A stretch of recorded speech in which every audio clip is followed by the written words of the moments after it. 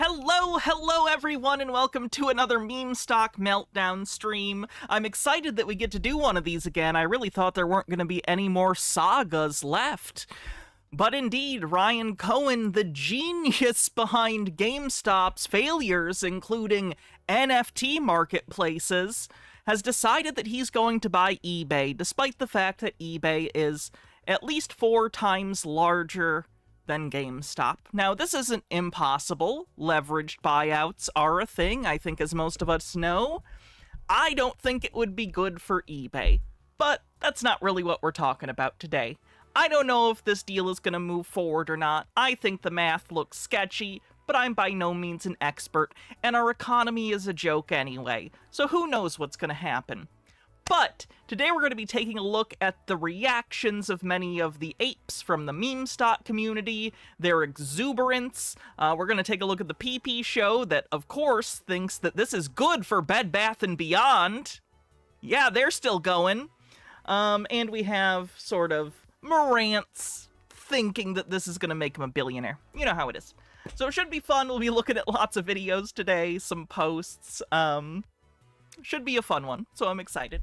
We are on a hype train, 91% to level 4. It's actually 35% off gift sub bundles of 5 or more. So if you want to help out the stream, support the show, you can always gift subs. Let me go through the people who already contributed. Thank you, everyone. Altered Undying, thank you for 5 tier 1 subs. Sweet Lily Love, thank you for 100 bits, says let's get an early train started. We did indeed, and then Nemesaur gifted 10 tier 1 subs. Thank you, Nemesaur. Appreciated as always. Mr. Duck Sauce, thanks for a 5 stream streak, says nice. Jimbo with a 3 stream streak says I usually watch on YouTube. Well, welcome to Twitch. GameStop will finally achieve its final form as an ultimate pawn shop. Part of me really wants it to go there. I would love for GameStop to be the first national chain of trashy pawn shops. Let's go. Can't wait for drug addicts to be showing up at GameStop with all the copper wire they pulled out of the walls. Miss Quilanius, thanks for a 58-month streak, says, to the moon! Dillis Filler with 120 bits says, but did Pulte take a minute for his super busy job screwing federal mortgage programs to join these jokers? Alas, he did not. It's almost like he was using them, and once he got a better gig, he told them to fuck off. Amalgamane, thanks for a 3 stream streak, says, I'm here for the start. I do want to know more about the trash Sobsit lady in Houston from yesterday. We are going to cover that tomorrow, because I want to get through this as much as possible. If you missed yesterday, I'd recommend you watch the VOD if you're into the sovereign citizen stuff, because we found a sovereign citizen that is just off her rocker. She lost her house. So we're going to cover more of that tomorrow, and also, depending on how long that takes, a bunch of sovereign citizen scripts and documents leaked online. So, like, you know, the scripts they get from their gurus before they do traffic stops, the forms they try to get cops to sign, just tons of sovereign citizen forms. I've already gone over some of them, and they're hilarious. So, tomorrow we're going to be going over the rest of her story, as much as we have, and then, we're going to look into some of those Sobsit documents, I think. So, should be lots of fun. But today is all about meme stocks. So, of course, we will be wallowing around with the likes of Marantz. Lady Anne, thanks for 66 months, says, execute month 66. Thank you very much. All right, let me turn this music off and we can see where we're gonna get started. Dillis Filler says it's like a toxic oil spill from the Gulf of Sovsittery. That's beautiful imagery. I can't wait to be soaked with the oil like a duck in a Dawn commercial. Anyway, Profane Priestess says, just because there's a lot of fear-mongering about it, we'd like to say that even contagious variants of the hantavirus are hard to spread. There's no evidence this is a new mutation, and despite it, all authorities are acting. The most likely outcome is a few dozen sparse cases over the next 6 to 8 weeks. Don't panic, folks. Hope that's true. Hope that's true. It would be terrible if that mutated to go person to person. That would be bad. But anyway, Let's jump into it. I did want to start with Ryan Cohen's disaster interview on CNBC. Hydrate, will do. Because this kind of sets the tone for who Ryan Cohen is. I want you guys to see who he is before we listen to a bunch of people talk about him like he's financial Jesus. Oh, sorry, the chat isn't on the screen. I'll fix that real quick. That is my fault for not opening the chat program. So I will open that up real quick. That should start pretty soon. All right. So, this is the CNBC interview.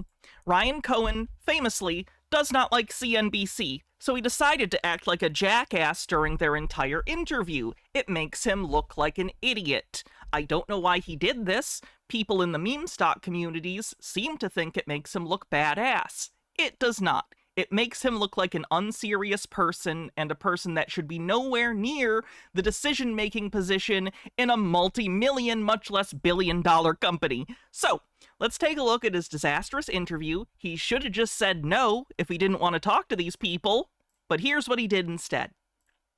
The big deal news of the day, GameStop offering to buy eBay for $56 billion. The stocks are both up big in the last month. In the pre-market, CEO Ryan Cohen saying that combined company will be a real competitor to Amazon. And joining us right now live and exclusively is the man himself, Ryan Cohen. Good morning, and thank you for joining us.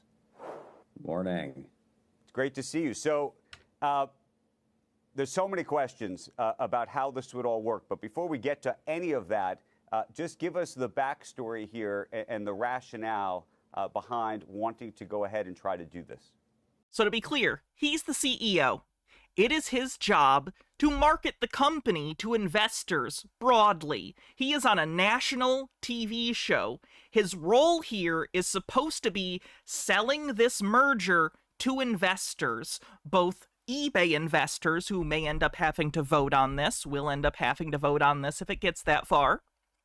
He's supposed to be selling the idea that he has great ideas for the company and that he can grow the company. Here's what he did instead. eBay has the second largest commerce franchise, and there's a big opportunity to do something much larger and to pull costs out of the system, as well as accelerate revenue growth and leveraging our physical infrastructure, our focus on collectibles, could be a much larger business. Doesn't he sound thrilled about this multi-billion-dollar deal? But bringing in an entrepreneurial mindset is... I will cut costs and use our physical stores, and I will grow revenue. Not a specific plan. Is what I plan on doing into eBay and building something much larger. Okay, so you've built up a stake in this company already. You've had conversations with the company. You've tried. What's happened here? No. We're just starting. Why did he decide to just spring this publicly instead of having a conversation with the people at eBay? 'Cause he's a douchebag. Terradona says, never should have went there. Jade Monkey, thanks for a 15 stream streak, says, my plan is to make more money. Genius, you're hired. You're just starting. And one of the questions I had was, why not try to... His vocal fry, it's the ghost of Elizabeth Holmes. ...to initiate conversations outside of the public sphere before putting this into a... I don't know if we're putting it in the context of hostile necessarily, but unsolicited, if Hey, Cassifel, how's it going? Good to see you. you will. Glad you're not dead. For obvious reasons. eBay is a public company. There's all kinds of perverse financial incentives from the board to the management team. So there's only one way to approach something like this. Invariably, the audience, and I know a lot of people are going to ask, how does the math for you? Given the price tag, $56 billion, given the market cap of GameStop, which is a fraction of that. I know you have this $20 billion financing letter from TD, but sort of walk us through how you could get to that price and how it would work. So what he is asking is you put a price tag of something like $56 billion on eBay. That is your initial offer. You are offering $20 billion that you have a letter for from a financial institution, and your company is worth, what, $11 billion, including the cash on hand, something like that? I don't know the exact number. How are you going to afford the rest of the $56 billion? Because even if you diluted the shares, you wouldn't have enough. It's math that doesn't work. So it is being asked because they need to understand this is a program to inform investors. The deal he has put forward doesn't quite make sense. So they're trying to get clear what's going on. This is a perfect time for him as CEO to explain it more thoroughly so people can get a better picture of the deal. But instead, he acts like a petulant child and refuses the question. Walk us through how you could get to that price and how it would work. It's on our website. It's half cash, half stock, but the details are on our website. Can you help? I've read them, but can you help our audience understand them? Yeah. Which part exactly? Sorry, real quick. Ashley One Up says, sleepy voice. Yeah, I've had some Valium. What of it? Jay's a Proxy says, unsure if my previous message went through. Twitch sometimes doesn't like me. Ryan tweeted some interesting stuff I put in the live stream chat. Let me take a look real quick. Oh, yeah, I did have this pulled up. I will take a look at this a little later. Well, I think we could start with the idea that the market cap of GameStop is, call it, $11 billion. You have $9 billion on your balance sheet. Arguably, if you're providing effectively all of your stuff. That $9 billion is part of the market cap. I think the person here is counting it twice to be generous, but you wouldn't count the $11 billion and the $9 billion cumulatively, because the $11 billion is made up partially, primarily, of the $9 billion. Doc. Dillis Filler says, see, I hadn't looked into this and thought GameStop was offering a deal to eBay to either be bought by eBay or to make the relationship more permanent, not this completely insane proposal. And then the cash that gets you to 20. You have this letter from TD. That's another 20. We're now at 40, but we're still off by, call it, 16. And the 20, as far as I understand, while it's considered a highly confident letter, meaning TD saying they're highly confident that they would provide the financing, it's not locked financing. Also, I will point out, there's another article about this that I read earlier today and I pulled up to maybe read. The letter of $20 billion in financing is contingent on a specific credit rating. Buying eBay with this $20 billion, they will only put the $20 billion forward if it doesn't affect eBay's credit rating. But here's the thing. By the nature of this deal, it involves saddling eBay with tens of billions of dollars in new debt. So there's no way that wouldn't also affect their credit rating as a company. So their financing of the $20 billion might not even make sense because the very nature of the transaction precludes them giving the $20 billion. Just a Peach with a dollar tip says, got home from the vet with our newer dog. A dog told Green Guy, from the vet with our new dog, told Green Guy they're definitely my dog because of what the vet said. Green Guy asked if the depression med's an allergy shot. I said just the allergy shot. Yeah, we'll see what happens. How are you going to afford this almost $60 billion acquisition? You're on national TV. TD saying they're highly confident that they would provide the financing. It's not locked financing. Yeah, we'll see what happens. That's what I want in my leadership. No financial planning whatsoever. Just, Whatever. It's just billions of dollars unaccounted for. Who cares? Like, that's important in business? Does Elon Musk love him? I think he loves Elon Musk and wants to be him.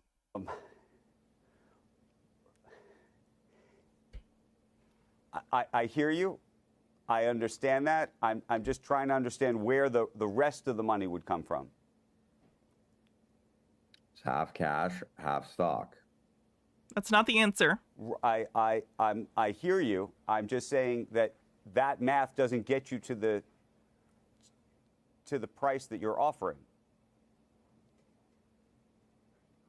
So, Brian, that's a pretty straightforward question. I don't get it. Like, where's the rest of the money coming from? Andrew, the fact that multiple other people from CNBC decided to chime in to try and explain the question to him is beautiful. It out pretty clearly. I don't understand your question. We're offering half cash, half stock, and we have... You don't have enough stock value to make up for that.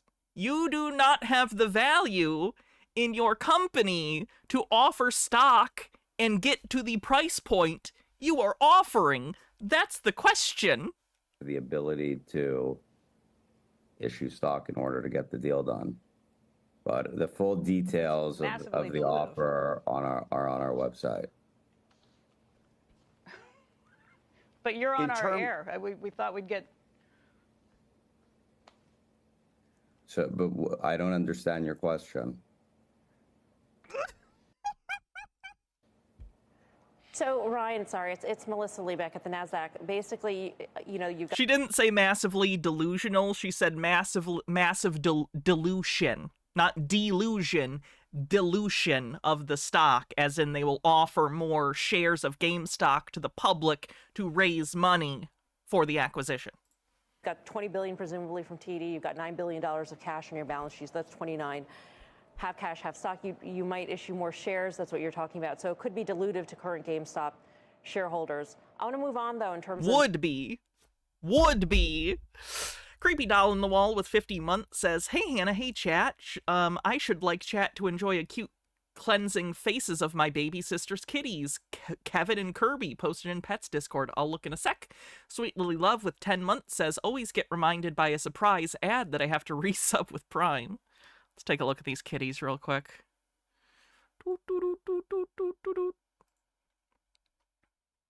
Oh my god, they're adorable. I didn't expect them to be that tiny. Oh my god. They're so cute. They can buy eBay. Your vision for this combined company. Bumble Homestead, thanks for gifting a sub to Cassifel. Because saying that a combined company could rival the likes of Amazon sets the bar pretty high. How do you foresee that happening? I don't know why you would want to be a competitor to Amazon in the online retail space when Amazon's margins are surprisingly thin. Amazon makes most of its money through Amazon Web Services. Unless you're going to start a web services company with eBay, you're not going to rival them. Given some key differences between your model and Amazon's model, notably Amazon has a huge logistics hub, able to, offer all this other sort of delivery service. And the crazy thing is, too, he's trying to claim that he's going to cut expenses by massively cutting headcount at eBay, but he wants to rival Amazon? They're fundamentally different companies. When he says rival to Amazon, I want to start bringing in new products from, like, distributors, right? He wants it to be a competitor to Amazon. So is it all going to still be peer-to-peer stuff? Or are you intending on buying warehouses and paying for employees or people to deliver stuff last mile? Like, what are we doing? What are we doing? Is it going to turn into Temu? Is that the plan? GameStop and eBay would be confined to the platform. There's an opportunity to build a much larger business, to make the business much more efficient and to accelerate revenue growth. And eBay's a very strong business. You look at GameStop as an example. GameStop, very difficult business, should have been bankrupt multiple times over, and it's doing okay. It's making a few bucks. That's a good sales pitch, isn't it? Our company should have gone bankrupt, and we're doing okay now. Can I buy your bigger company? I have it somewhere. Hold on.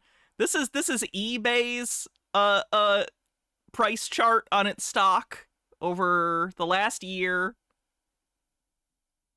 Here's GameStop's. The fact that he has the fucking audacity. Oh my god. eBay. Bittergrin says, but GameStop equals eBay is basically still just eBay. If they could compete with Amazon, they already would be. Adding GameStop does nothing. You gotta understand that the apes think Ryan Cohen is a business super genius. So they think he can do anything. They're very wrong.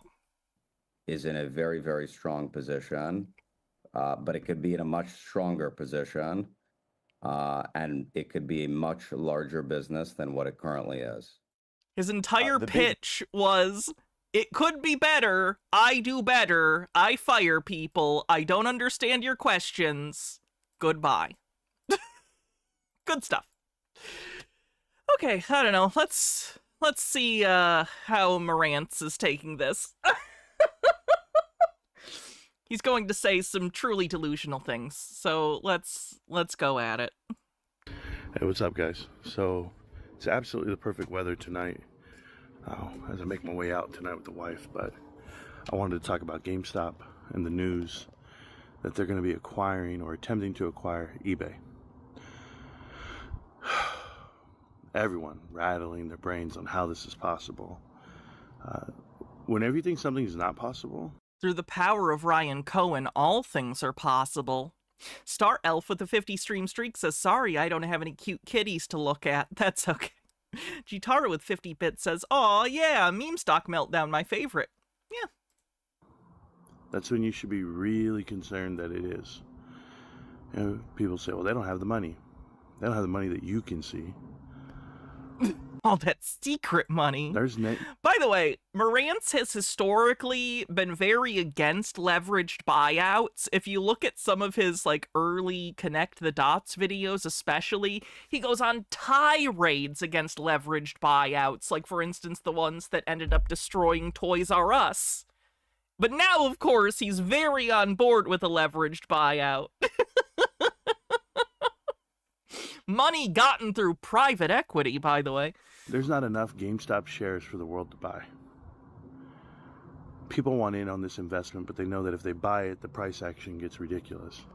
Lance with 100 bits says, CNBC producer, quick, get the pretty lady in there. Maybe he'll pay attention to her because she's pretty. Inskivazoa says, Mr. JQ is going to say some crazy shit. I'm shocked. Shocked, I say. Well, not that shocked.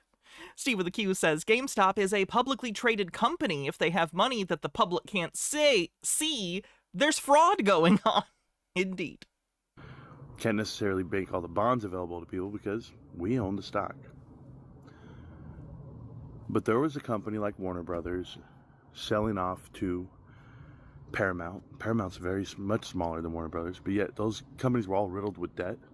Yeah, that's a really stupid deal, too. They have Donald Trump in their corner for political reasons. I don't know if Trump will care enough to put his finger on the scale for GameStop here.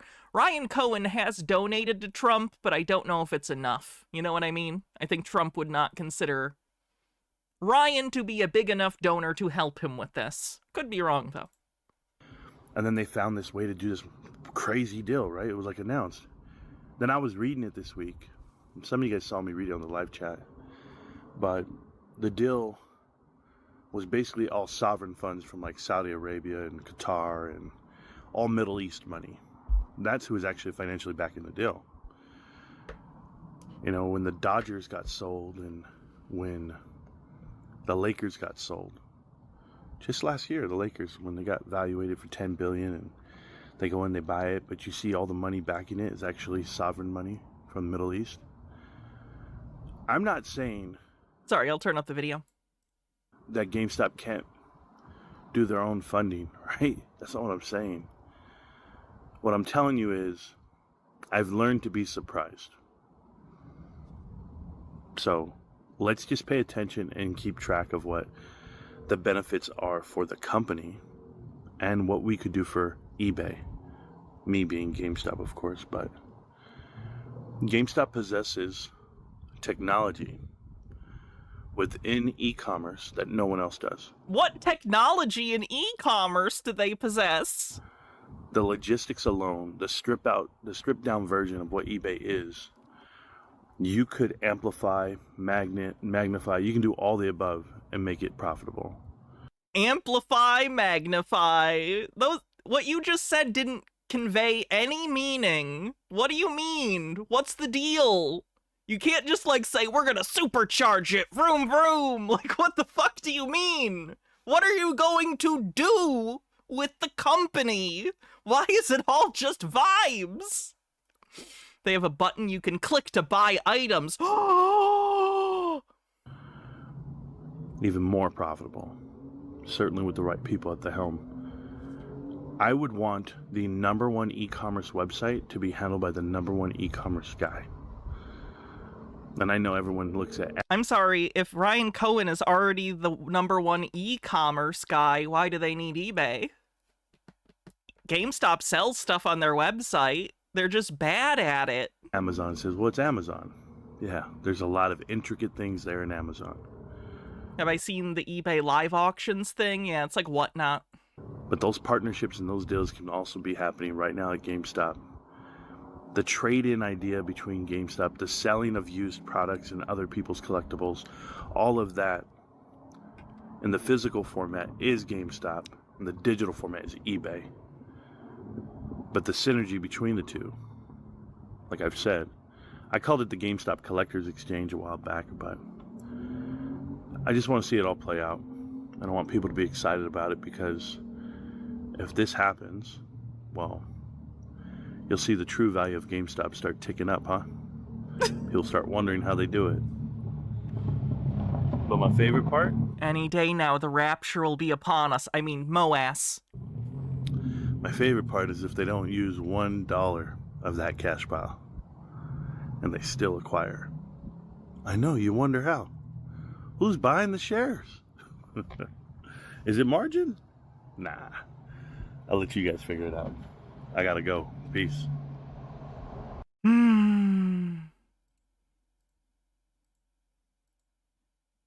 Is this the one where he talks about the interview? Let's see. Hi guys, good morning. I got some interviews I got to do this morning, so I won't be live until this evening. But let's talk GameStop real quick. Speaking of interviews, Ryan Cohen doing his interview with CNBC. And sure, absolutely, Ryan, the classic Ryan, not giving away his playbook, not giving away too much. But refusing to answer questions. You're supposed to answer questions in an interview. They were teeing him up to explain the deal to investors. It was not a trick question. It wasn't a gotcha. It's a basic question to tee him up to sell the deal, and he whiffed it. Use a lot of key terms that people need to pay attention to. One, let's start at the beginning of the interview where they asked him, how do you plan on doing this? He says, what do you mean? I put my instructions out there on our website. It's posted. Half cash, half stock. And so they're trying to do napkin math. And that's without understanding. They're trying to do math. I don't know why you're saying napkin math specifically, but yes, they're doing the math that was handed to them by GameStop, and it doesn't add up. Thus the question. What GameStop's price would be. I want to put everybody's mind at ease really quick.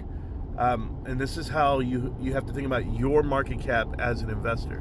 Ryan Cohen already has $20 billion committed to them via a loan facility, TD Securities. That $20 billion. You mean private equity? Is there a reason you're not using the word private equity, Marantz? Is it because you've spent years talking about how evil private equity is? But now that Ryan Cohen is going to get some, you think it's good, so you're going to call it something else? Cool.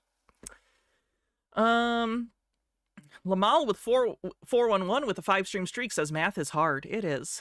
$1 billion, you can just go ahead and put that on the market cap right now, because that's what they have, literally, in addition to cash. So they have $29 to $30 billion ready to rock right now. So He's offering 56, which is almost double that. So do you understand why they're asking the question, Marantz? Go make the stock price match that. You won't? Okay. Like I've told you before, it's going to be your own demise. That's what Ryan's trying to tell people. If they understood his pay package, they want to talk about his compensation. Well, look at what you would get. Look at what I'm familiar with his pay package. The shareholders would get. Look at what they wouldn't get. All that talk. There's a whole reason why this is a forever investment. And to be clear, this deal would ensure that several tranches of Ryan Cohen's pay package would happen, which would allow him to buy stock of the newly acquired company at a great discount and enrich himself by billions of dollars. So that's a factor here too. Or run it all the way up for the next 10 years, because Ryan laid it out how he would have to have X amount of dollars in profit in addition to the market cap. So running at the market cap and trying to say he's going to get rewarded for something, it's strategically aligned with investors. I love how he doesn't tell people, like he tells them they're wrong, right? But the one spitty match he doesn't get involved in is that the stock is undervalued, that they're not giving it the right price. That's what he does not. The stock is overvalued, in my view. I get involved with, and that's what I love for him. So yeah, that's why it doesn't look like right on paper, because the price is suppressed. Even today, coming out the gate, you're at 10. So here we have the conspiracy theories of the idea that the price of GameStop is secretly being suppressed by a bunch of naked short sellers. Never been a thing.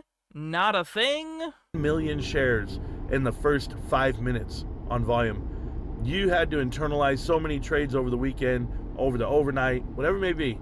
But this price of this stock, and I should also point out that when they announced this acquisition, GameStop's price went up to about $27 to $28, I think. And then the Ryan Cohen interview dropped it back down to where it was. And now it's pretty much holding steady where it has been for the last month, 2 months, 3 months. Even the shareholders themselves, the ones they keep saying, well, you don't want a proxy battle, you don't want this. No, those guys on the other side are calling you, saying, take this deal. They have to. And the insiders, well, they have no choice but to what? Work for free? Because Ryan's willing to work for free and make your business better. These guys on the He's not working for free. We just talked about the compensation package, which will enrich him, if it happens, by billions of dollars. Like, do you see how the cognitive dissonance must be very frustrating for him? Takes no compensation except the billions of dollars in the compensation package he's trying to get activated by doing this particular merger. Interview, we're basically asking him, well, tell us how you're going to do that. That's not his job to do. His job is not to explain it to you. You're not the board of directors. You're not the one he's giving the offer to. No, they're journalists, and they were offering him the ability to explain the deal to the public, which he rejected. This framing of the interview as adversarial is insane. If someone with a proven track record said, hey, I can do this for you at no additional cost, think about that. All he is going to do is make you more money. There is an additional cost. You'd be saddling the new company with tens of billions in new debt while also cutting headcount, cutting benefits, making the experience worse for sellers and buyers. You bigger and better. Why would you oppose that? If your responsibility is to do what's best, your fiduciary duty is to do what's best for your shareholders. Because Ryan Cohen is a hack and he will destroy eBay. If this deal ends up going through, eBay will not be a thing within 10 years. If Ryan Cohen gets control of eBay, he will destroy it. You take Ryan Cohen's offer. Now, which I don't want to happen, because I know people who sell stuff on eBay, and I don't want things to be difficult for them. A lot of people rely on eBay to sell things. It's their actual livelihood, or at least a great part of it. So if you go in and start fucking shit up, it's gonna hurt people, and Ryan Cohen only knows how to fuck shit up. If you don't, it doesn't matter. As we stated last night, He's so far in the clear after reading that 99% of this is just calls. That's what I told you guys. It's the ability to exercise. So like that $700 million that he had put to the side, if he bought all calls for 22 billion shares, whatever the hell it comes out to be, then he's a... Do we think Ryan is serious, or is it a grift to get more people to invest in GameStop? I see a few options. Option 1, Ryan Cohen is aware that GameStop is a joke of a company that's never really going to go anywhere, and he would like to be in charge of a company that actually has a potential future. eBay does. Does it definitely going to last a long time? Who knows? But it's a more legitimate company than GameStop, by a lot. So I think he wants to basically be in charge of a serious company with a future, although I think he'd fuck it up. He doesn't know that because he thinks he's a genius. The other option is that they bought these eBay call options. Allegedly, I think they claimed to have about 5% of eBay that they'd... I think it's call options. I don't think it's direct stock. I'm not sure. But either way, this has kind of pulled up the price of eBay. So Ryan Cohen and GameStop getting a section of eBay, pumping the stock through the acquisition, and then selling it if the acquisition goes through, could be the plan, but that would be just straight up market manipulation. Not that the SEC right now is doing anything, so like, whatever. Medicated person, thanks for a 55 stream streak. Genius. He's doing it with 700 million on a swing. We don't know the price directly on these calls. All I can tell you is this: Ryan has leveraged himself up massively on the bounce that it is at right now at 113, 114. There's some real manipulation on this stock called eBay that has been happening to make it look great, to make it look bigger. Because when you have that... Okay, so GameStop has been manipulated to look lower. eBay's been manipulated to look higher. That's convenient that that matches up with making it easier for them to combine. It's almost like you've constructed a narrative in your head that justifies what you want to happen, even though it's not actually reasonable. Medicated person, thanks for a 55 stream streak. Many calls going into the money. Now people have to leverage and actually go buy the shares because they got to deliver. Well, we'll see how that actually works too. I think Ryan is smarter than these interviewers. We know that part. I like the last question. The last question, they just wanted to question Ryan on his morals. And said, hey, listen, if eBay came out and said they want to buy you instead of you buy them, would you be up for it? And he said, it's my responsibility to review every offer ever made at me because that's what he's in charge of. He's the CEO of a company. So that's what's happening with Ryan Cohen. He'll say, yeah, I'll entertain it. Do I think he'd ever sell GameStop? No. I don't think he's holding it in his hand. He'd ever sell it. He's dangerous. I hate how he does this. He films in his car all the time. Very, very dangerous. Because he wants to be here. That's what his compensation is, his package. His package is worth more than the money that they would offer him. But they are offering him billions of dollars in stock compensation, right? The ability to buy at a certain price that he would ideally get at a lower price than the market value, right? You get that? Okay. And in addition to his package being worth more than, that's the whole point. Some people think that he's just doing this to spike the price, get out, do all the, make a deal, ride off to the sunset. No, Ryan is this company. This company is Ryan. It's a holding company. It's the future. It's the next Berkshire Hathaway. Polymarket has put the odds at the deal at 15%. I don't trust any sort of prediction market. But on steroids. I don't think it's a good way to determine things. And that's exactly what you own. So be proud, be happy that you have a guy like this. Ryan goes out there and it's mental jousting 101 is what he's doing on that internet today or on the TV, whatever the hell that interview was. I'll review it today on the show. I'm going to show it to everybody, let them see how I'm going to break it down frame by frame. I'll do that tonight. But as of today, guys, just know Ryan's not going anywhere. He put the letter out there. They're in a panic. He proved a good point. He says they're going to hire the best lawyers, best this, but he used words like entrenched. He says they're entrenched. And if you don't know what that means, they're entrenched by the swamp, by the gutter, by private equity. And he knows it. And all unlike Ryan's private equity, that's super cool. They have to do is go in, make an honest offer. People are going to be calling, saying you got to take the offer. You know why? because it's a great value. It's way over their all-time high. If you think about what they are without Ryan investing into it, they would be nowhere right now. They'd be at 70 and 80. They weren't going to 115, 120. I do want to point out on the bright side, if this does go to shareholders, most of the shareholders in eBay are institutions. Retail is a minority of the holders of common stock for eBay. So I would hope that people in institutions would see the poison pill that Ryan Cohen is, on top of the tens of billions of dollars in debt. But who knows? Shit's stupid.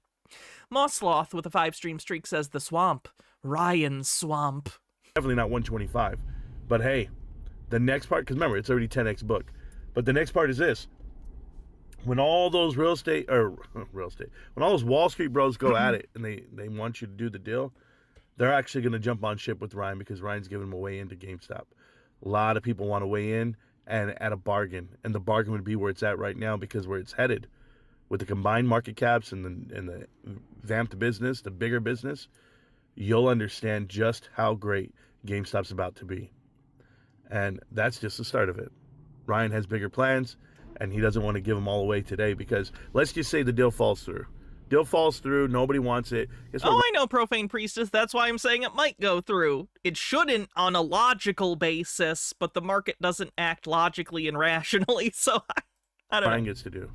Not only does he get to cash out on those call contracts that he has, and at the tune of $1 billion, $2 billion, whatever the hell he's up right now per contract. That's profit for GameStop for the year. So yeah, GameStop went from making $400 million last year to now making $2.5 billion. I'll let you know what the stock looks like after that. GameStop's more valuable today just because of this announcement. And when Wall Street starts giving it value because they're up on that position, I pray that GameStop gets to report those unrealized gains on their sheet this quarter coming up. You'll see something magnificent. And that's why we know just how great this is going to be all the way up into the run for those warrants, all the way up until October. They can make this happen, guys. They know exactly what they're doing. They're applying pressure in the right time, in the right spots, for all the right reasons. GameStop. Can't stop, won't stop. GameStop. Get ready, millionaires. It's happening. Peace. C with the Q says, couldn't all those people who want to get into GameStop simply by buying its shares at the really low price it already is rather than mortgaging a much more successful company? Yes. Fennikagami says, horrible fact. Apparently Logan Paul's fake entrance into the One Piece fandom mirrors his fake entrance into the Pokemon fandom from years ago, and that was how graded Pokemon cards took off as a speculative asset. The theory is that Logan is trying to recreate the Pokemon thing to turn graded manga into a thing, so rich assholes can ruin the hobby for the sake of having something new to gamble on. Speculators are a cancer, and I hate them. Generty with 31 months says, I lost my stream streak because of a family party. A fun one, admittedly. The first big family gathering since I came out, and they were all awesome. Also, hey life, can you stop my baby cousins from growing? They shouldn't be old enough to tower over me already. I say baby, to be clear, they're teenagers, I assumed. Glad you had fun. Glad you had fun. Okay, let's see. Oh, this is funny. Marantz is a hypocrite. Here he's going to act like gas prices aren't a big deal. And then in an interview he did with a local news, he talks about how it's impacting the business that he works for. I just wanted to show this to point out that Marantz is a liar who will say whatever he thinks people want to hear in a given situation. So you shouldn't trust the guy. He's just slimy. With this being a financial impact to us in the economy, that's trivial to me, Anthony. The gasoline going up in price, my truck holds 15 gallons. If it goes up $1, I lose $15 on gas. Isn't Marantz unemployed? He works for an exterminator now. That's not going to make or break my world. We have enough oil in America that we don't need any outside influence of oil. These are contracts that have been... That doesn't make sense, Marantz. It's a global market, and oil is fungible. So if the global market gets constrained, it still affects domestic oil prices because it's part of the same global market. You idiot. Negotiated via the the government. I give you the flip on our Ford Ranger. It used to cost. All right, here's the news interview. It's zoomed in to try not to show exactly what company he works for, but this is him next to the work truck. You can see termites written, but nothing else. Used to cost us around $72. We're now at $96. So that $20 extra on a fill up, let's just say we fill up twice a week because we're constantly traveling. That adds up to between 30 vehicles. You can do the math yourself. Something unique here. Thanks, Marantz. Weird hypocrite.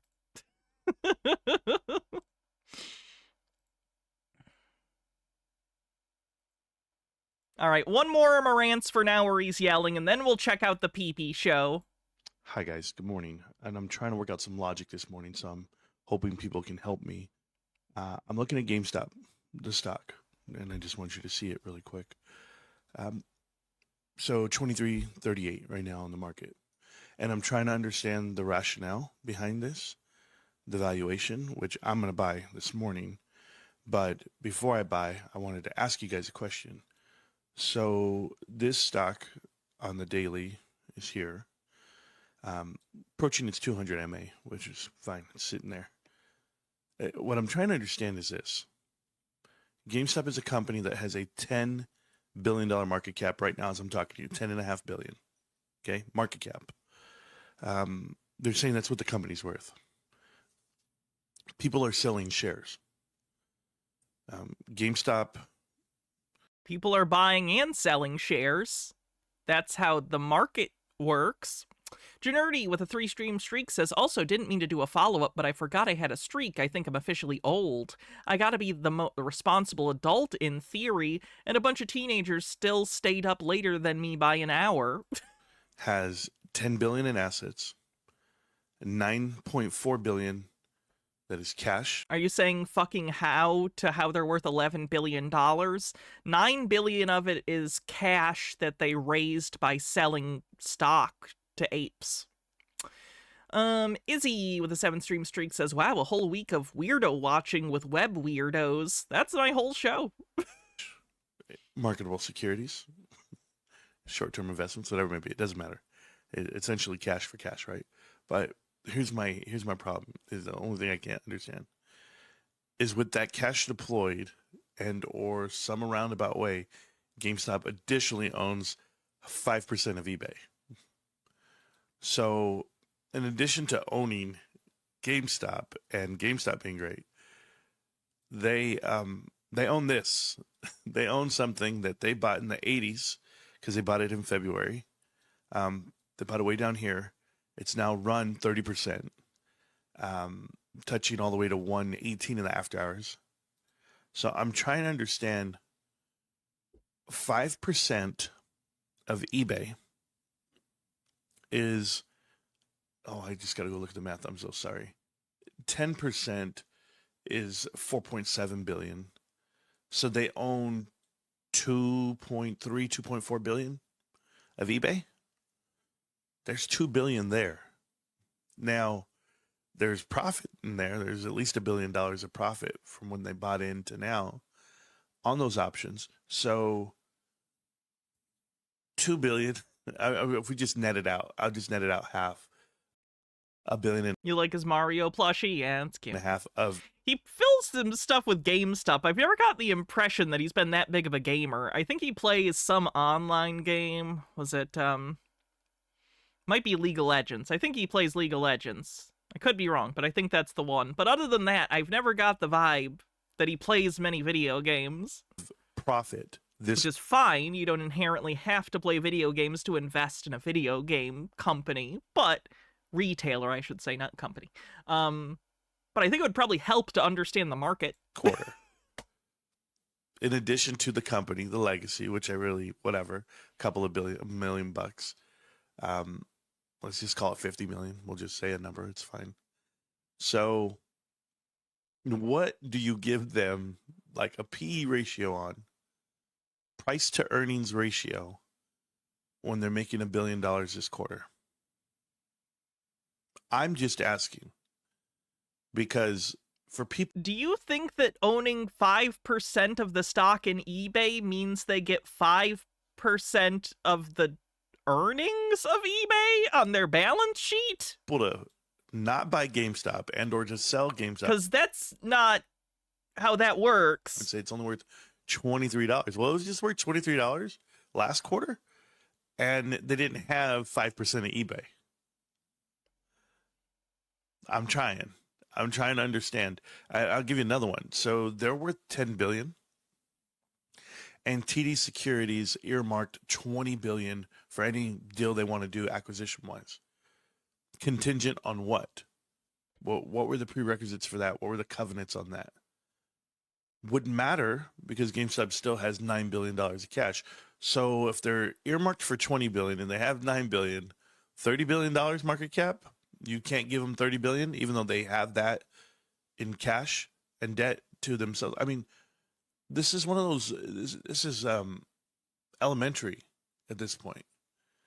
To say GameStop can't do these things or not find the value in them, they have outside investors willing to give them the valuation that Wall Street won't give them. They, in turn, make a great investment. The price is discovered. It's not applied. It's not like someone goes, this is the price of GameStop. While people are asleep at night. Okay, let's move on to the... Oh, wait, one more thing. This guy, and then we'll do the PP show. This is only about 2 minutes. Cohen is not buying eBay for eBay. Ryan Cohen is not buying eBay for eBay. He is buying eBay for Power Packs. He is solving the sourcing problem. Power Packs is their online slot machine for trading cards. For Power Packs, and he is expanding Power Packs. Power Packs is not just a way to buy graded Pokemon cards. Power Packs is it's a hack. It's a drug. It's a synergy. It's an addictive gambling mechanism. You can just say it's for gambling addicts. It's to extract money from gambling addicts. Are you proud of that? Are you proud of being invested in a company that's taking advantage of people? Sorry if I'm lagging out here. It looks like I'm lagging. Power Packs is a way to gamify retail. All of retail, not just graded cards, but coins, jewelry, whiskeys, bourbons. Again, we have this tech finance bro dystopian idea that we want to turn everything into a casino, everything becomes speculation, everything becomes a slot machine. I don't know about you, but if I want to go to the store or the internet to find a product, I would like a price for that product, and I would like to buy it if that value makes sense to me. I don't want to go online and say, oh, I want to look at some new blouses, and then fucking do a slot machine to decide what product I get. That's insane. What if my car breaks down and I need a specific car part? Am I going to play a slot machine to figure out what part I get or what brand? That's insane. No one wants to shop like that. That is only beneficial if you are a billionaire and taking advantage of the public. It is only a good thing if you are an absolute vulture who cares nothing for the well-being of other human beings. Car parts, if you want to. Everything that's sold on eBay could become a power pack. Everything could become a gamified version where on average you make as much as you spend, but you have a chance to make a ton of money. People do listen, you gambling addict finbro freaks. Go to a 12-step meeting or something. People do not want to turn the world into a casino. Other people aren't addicted to this like you are. You cannot turn the entirety of human commerce into slot machines. You fucking crazy asshole. And they can change the odds on these too. Instead of, hey, a 0.1%. Is this one of those exclusively U.S. citizen brain rot? I hope so. Chance of getting a 10x return. How about some packs that cost $1 that have a 0.0001% chance of being $1 million. But instead of handing out cash, you're handing out goods. The goods that you were paid to sell, right? People brought them to you, giving you a commission to sell them. The gamification of retail is what eBay unlocks for GameStop. That's disgusting. That person needs to seek so much fucking therapy. They should be committed.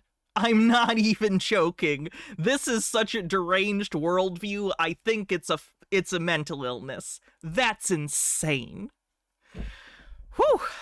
Bittergrin with 100 bits says, I use eBay for the opposite of slot machines. I wanted one specific Lego minifig, so I went to eBay and bought just that figure without having to buy a bunch. Yes, I use eBay sometimes because there's a specific out-of-print Blu-ray or something I want. And when I do that, I don't want it to be a slot machine. I don't intend to make money off the process. I intend to find the product I am looking for, evaluate the price that is offered to me, and then make the decision of whether or not I want to purchase that specific product.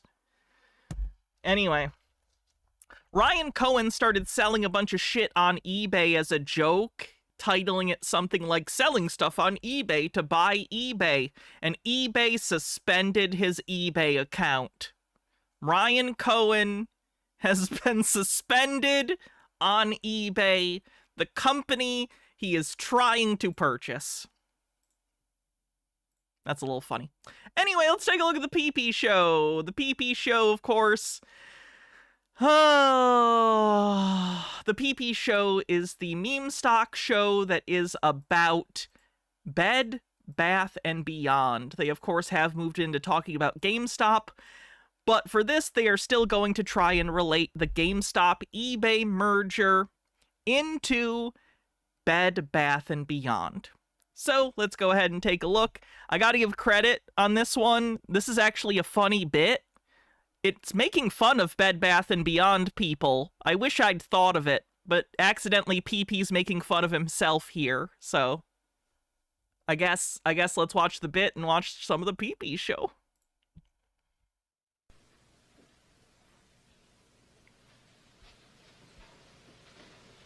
You're still here?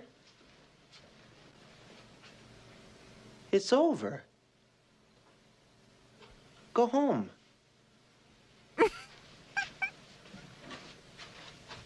Go. I'm pissed I didn't think of that. That's the one idea PP has ever had that I'm jealous of.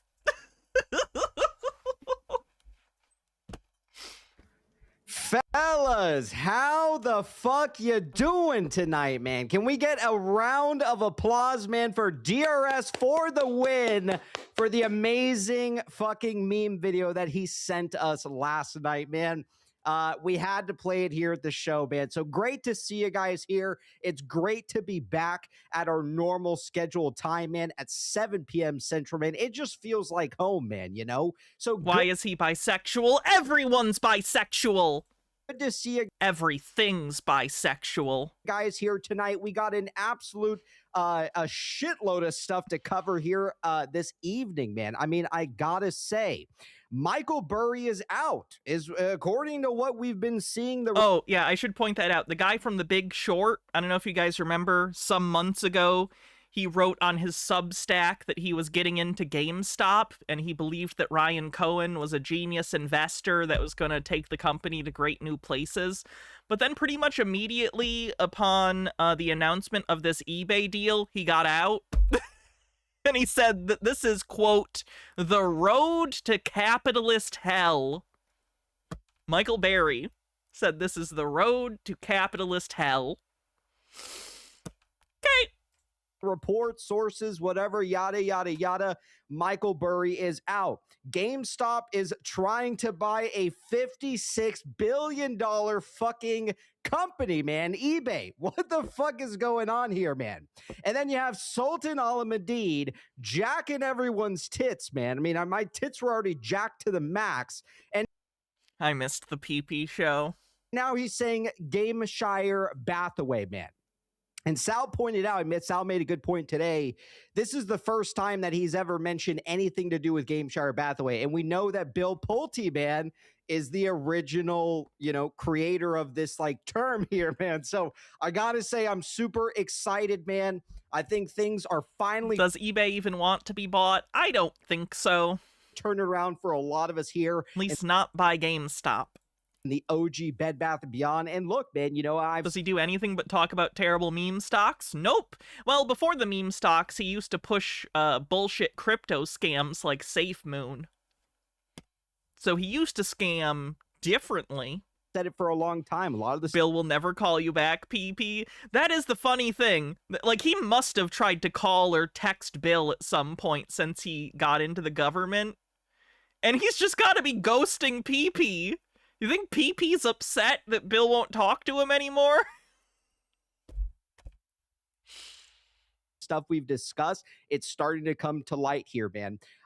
Especially kind of seeing how, Ryan Cohen was quoted as trying to, directly compete with Amazon. I mean, we were talking about this in 2023, man, late 2022, 2023. Now it's confirmed, man. So I got to say, Ryan is cooking. It's nice when a billionaire confirms your delusions. Out there, man, and I'm super excited. So let's get this show on the road, man, here tonight. We got a couple guests here backstage. Special guests to be joining us later this evening, a fan favorite. So let's get in the legality. We won't waste any more time, man. We'll jump straight into it, and great to see everybody here tonight, man. So keep in mind, man, I am not a financial expert, nor am I a financial advisor, right? So are you kidding, man? Look at that cool astronaut blanket behind you. You gotta be a financial advisor. You're so slick. Please seek the avenues to do so. You're not going to find it here. A lot of this is opinion. A lot of this is speculation. A whole bunch of it is entertainment, if you haven't guessed it already. And for God's sakes, I'm in the spacesuit, man. So keep in mind, any guests who come to the show, you hear TA, things like that. Keep in mind, man, nobody here is a professional. We like getting together. We like talking about the stock, man. And that's really all there is to it, man. So let's dive into drinking game every time he says man. You'll be drunk in 2 minutes. To it this evening. Great to see you guys here. Chat, let's give a warm welcome to none other than Travis the Stripper. I'm so sad that Travis is back. He was the closest to getting free from this bullshit. He just keeps coming back for punishment. Where's Plur? Plur's gone. Plur recognizes this is all bullshit. All right, Travis, it's always a pleasure, man. It's always great to see you. How is Travis the one who took the money and ran? No. You doing tonight, my man? You're doing well. Never mind. You're lagging. There it is. Yeah. No, you're good. What's going on, my man? Not much, man. It's good to be home. Like you said, back in the evenings. Love it. It's great to see you. Great to see everybody. Chat, how you doing? Yeah, man. Lots of fun stuff happening. Let's get into it. Exciting times ahead, man. I gotta say, yeah, we have a whole lot to unpack here, man, this evening. So, Travis, it's great to see you. We have a couple other guests here backstage we'll pull on, and then we'll just jump straight into it. So, chat, please give a warm welcome to Anasthera and also Wally Buck. Oh, what's going on, fellas? Great to see you this evening. How we doing? We got Anasthera. You won't recognize these guys. I don't think I've covered the PP show since these two were added to the roster. Here joining. I don't know much about them. Yes, here tonight, and also Wally Buck. How we doing this evening, fellas? Gentlemen, it's happening, isn't it? It does seem like it, man. Why did he talk like he's an anime character? And it does seem like it. I mean, again, it's happening, isn't it? Fellas. Gentlemen, it's happening, isn't it? He sounds like that one guy who does that character Jupiter. What is his name? Evening, fella. The guy from that fake Arby's video. You guys know what I'm talking about? Gentlemen, It's happening, isn't it? It does seem like it, man. It does seem like it. I mean, again, a lot of the ABC shows up. ABC did drop off, but he reappears this episode. Stuff we've discussed, look, it's been years and years worth of DD tinfoil. No, not we have the meats. I'll show you. Hold on.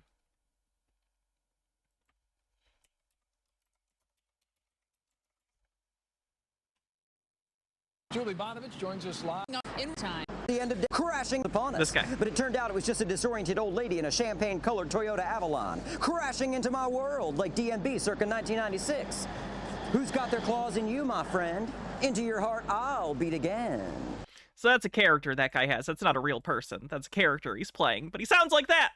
Oil things. Look, man, it does seem like it. I mean, again, a lot of the stuff we've discussed, look, it's been years and years worth of DD tinfoil, things like that.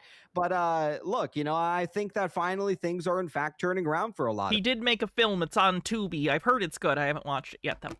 Of us, right? And I think a lot of us have kind of known that, eventually this day would kind of happen to where things start to green guy with a tip says, I would rather watch people drink their own piss and describe the taste than watch these guys shift a little bit. Are you asking for Pissmas back? More in our favor, but it seems like things are in full motion here now. So good to see you, Anna's here. Yeah, good to see you guys. Travis, it's been a while. Wally, it's been a while. It's good to see you guys. I hope you're both doing extremely well. I mean, how can you not be after, this past weekend? Holy cow, man, it's incredible. Like, there's so much stuff happening all at once now, and I don't know, like, there's so much to talk about, so I don't know where should we even begin? Yeah, I have a couple posts here I want to dive into. Fox and Flash wrote some excellent stuff here. We have a couple other people that we're going to cover. Yeah, Wally, what's going on, man? Welcome to the show. We haven't seen you in quite some time, man. Hey, man, I'm glad that the show is back at its regularly scheduled programming. I think it's going to be a great summer, full of memes, full of content, lots of... These are adults, by the way. This is going to be a great summer, full of memes. Developments and... Guy in his 30s or 40s. Weird thing to say. Is it a coincidence or a coincidence that it's America's 250th birthday this year? We might have Teddy coming, making Thanksgiving... Why the astronaut imagery? Because they're going to the moon! The stock is going to the moon! Great again after the summer. Who knows, man? But hopefully plenty to talk about. And finally, we'll see that victory we know is ours show up in our brokerage accounts here soon. Good to see you.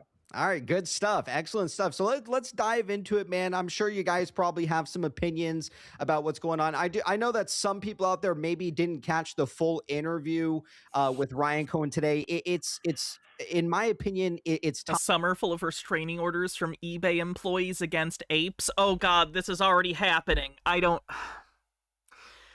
So there was someone posted some pictures of the eBay campus, like their actual building, and their, not just building, it's a series of buildings, I'd imagine. It's like a big Silicon Valley fucking building, they call them campuses.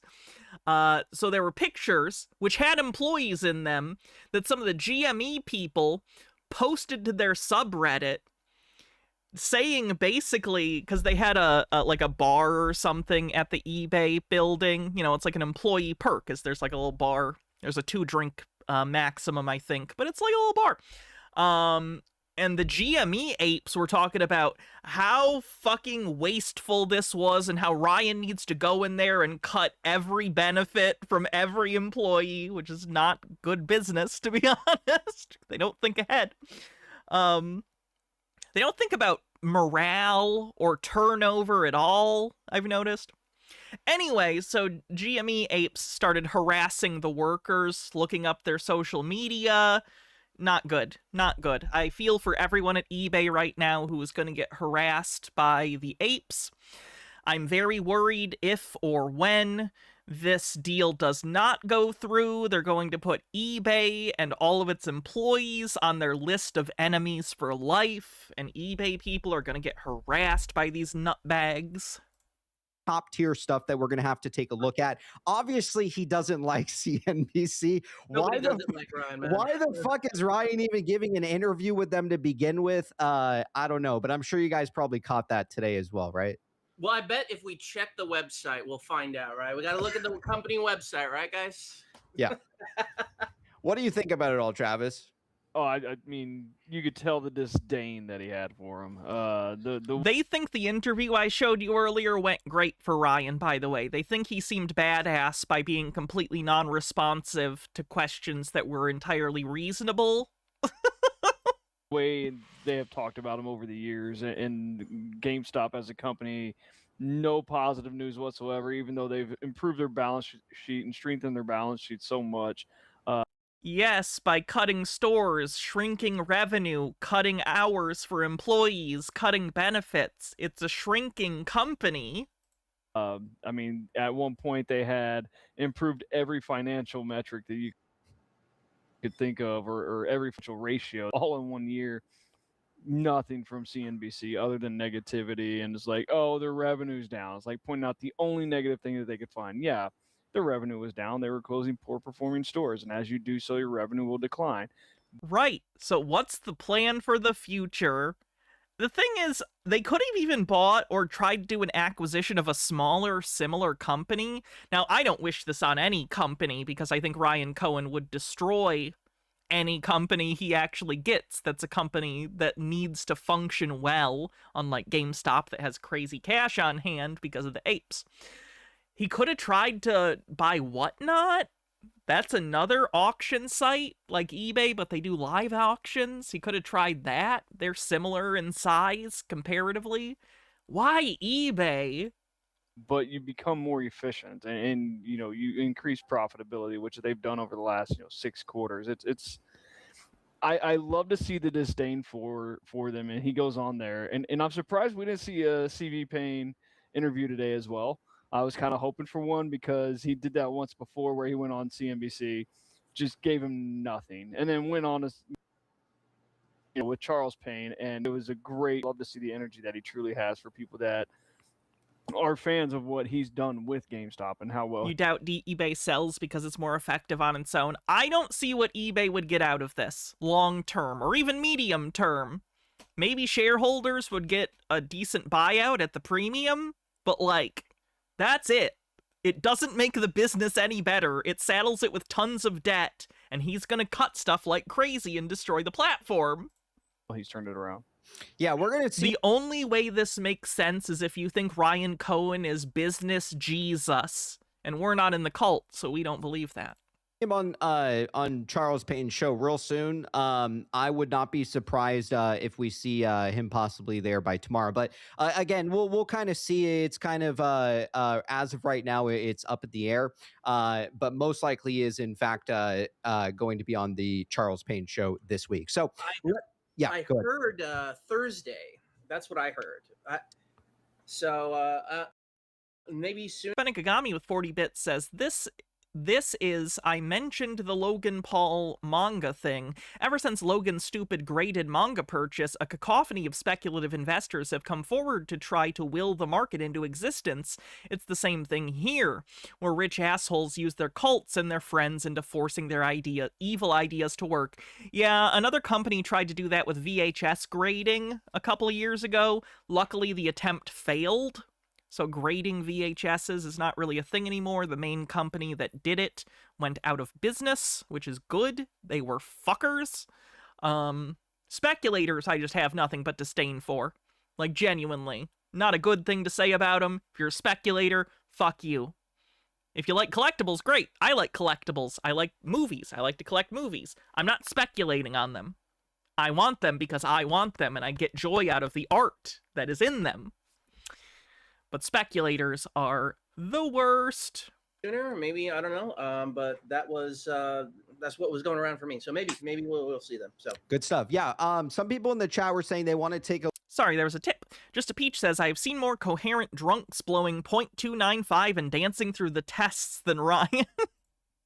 Look, maybe some people haven't seen the full interview. Wherever you guys want to start, I mean, we can kind of unpack a little bit of this DD here. I mean, we can cover maybe Foxen's post first and look at the interview. I know Kinky had written up some stuff. Sal has a bunch of stuff too. I mean, everybody is there's some major heavy hitters, man, that are contributing here. AJ as well. But yeah, I mean, Michael Burry is out, man. So, and again, you know, when I saw that, okay, the first thing I thought about was his comment that he says, if GME buys any form of Bed Bath & Beyond or any version, I'm out, right? And there's no way that this, acquisition news could really be the trigger that causes him to just suddenly. Oh my God. So because Michael Berry said oh, no. The syllogism. And, when I saw that, okay, the first thing I thought about was his comment that he says, if GME buys any form of Bed Bath & Beyond or any version, I'm out, right? Okay, so here's where he's fucking up. He's going, Michael Berry said that if they try to buy Bed Bath & Beyond of any kind, he's out. Michael Cohen left. Therefore, they must be buying Bed Bath & Beyond, not understanding that he didn't say, that's the only reason I would divest. It's one of the reasons. But they're assuming because he did divest and said that's one of the things he would divest for, that it must involve Bed Bath & Beyond, which I will remind you is not a company anymore. The company that these people bought into does not exist. It does not exist anymore. And there's no way that this, acquisition news could really be the trigger that causes him to just suddenly sell his entire position. Another thing that's very bullish about that is that he missed the GameStop sneeze in 2021. He sold right. Also known as the squeeze, the thing where a bunch of people FOMO'd into the stock and raised the price and a bunch of people got fucked over. Not me, I made a little money, but a lot of people got fucked over. Before it, right? So I don't know. Could it be another kind of signal here? I'm not too sure, but go ahead, Travis, if you have anything to say or anybody else. I'm actually curious. Did any of you here buy GameStop stock when it was up in 2021 during that whole thing? Like, at the time, I knew it was bullshit. I knew the whole thing was bullshit. I just knew it was irrationally raising the price, so it was fun to get into briefly. No? Anyone else make a little money? No? No, I mean, it was total BS. A good point. It was BS you could make a little money off of. My comment would be buy. I mean, here's the thing. I get where Michael Burry's coming from because he has a fund that he's running. He's running it for other investors. You're going through an acquisition. Normally, you'll see a huge lag in the share price. You might see some other negative, and he's got to protect, the wealth of his investors. He'll probably most likely get back in. It's a matter of timing.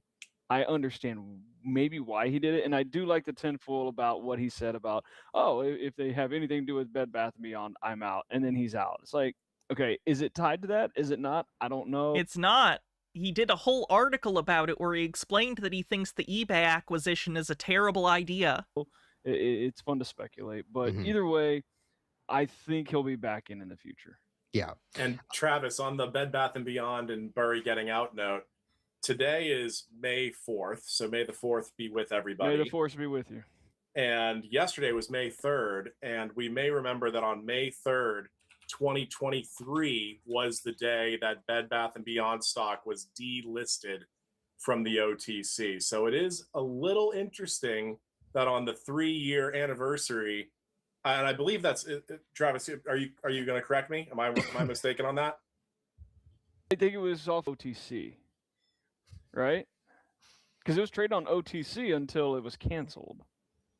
Okay, so it stopped trading on the NASDAQ and went to OTC. But is that so? I think so. Anyway, it's pretty interesting that, because I know I've been listening to Jake's. Michael did a great job grabbing some of Jake's like hour-long Bed Bath & Beyond dissertations, put them on his YouTube channel.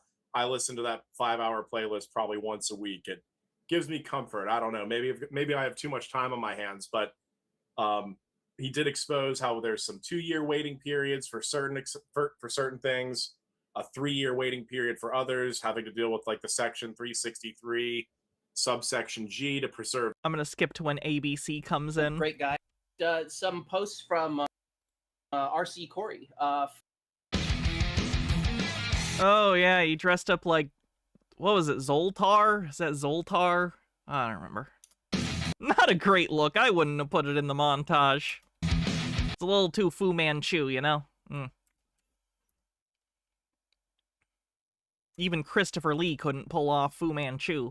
You here this evening, my man. How you been, man? It's been ages, man, since we've seen you here at the PP Show, my man. What's going on? I'm doing great. How are you doing, buddy? Doing fantastic, man. You know, my tits are... Reminder that ABC lost his entire retirement to Bed Bath & Beyond. I'm doing great. How are you doing, buddy? Doing fantastic, man. You know, my tits are absolutely jacked after seeing all this news recently, man.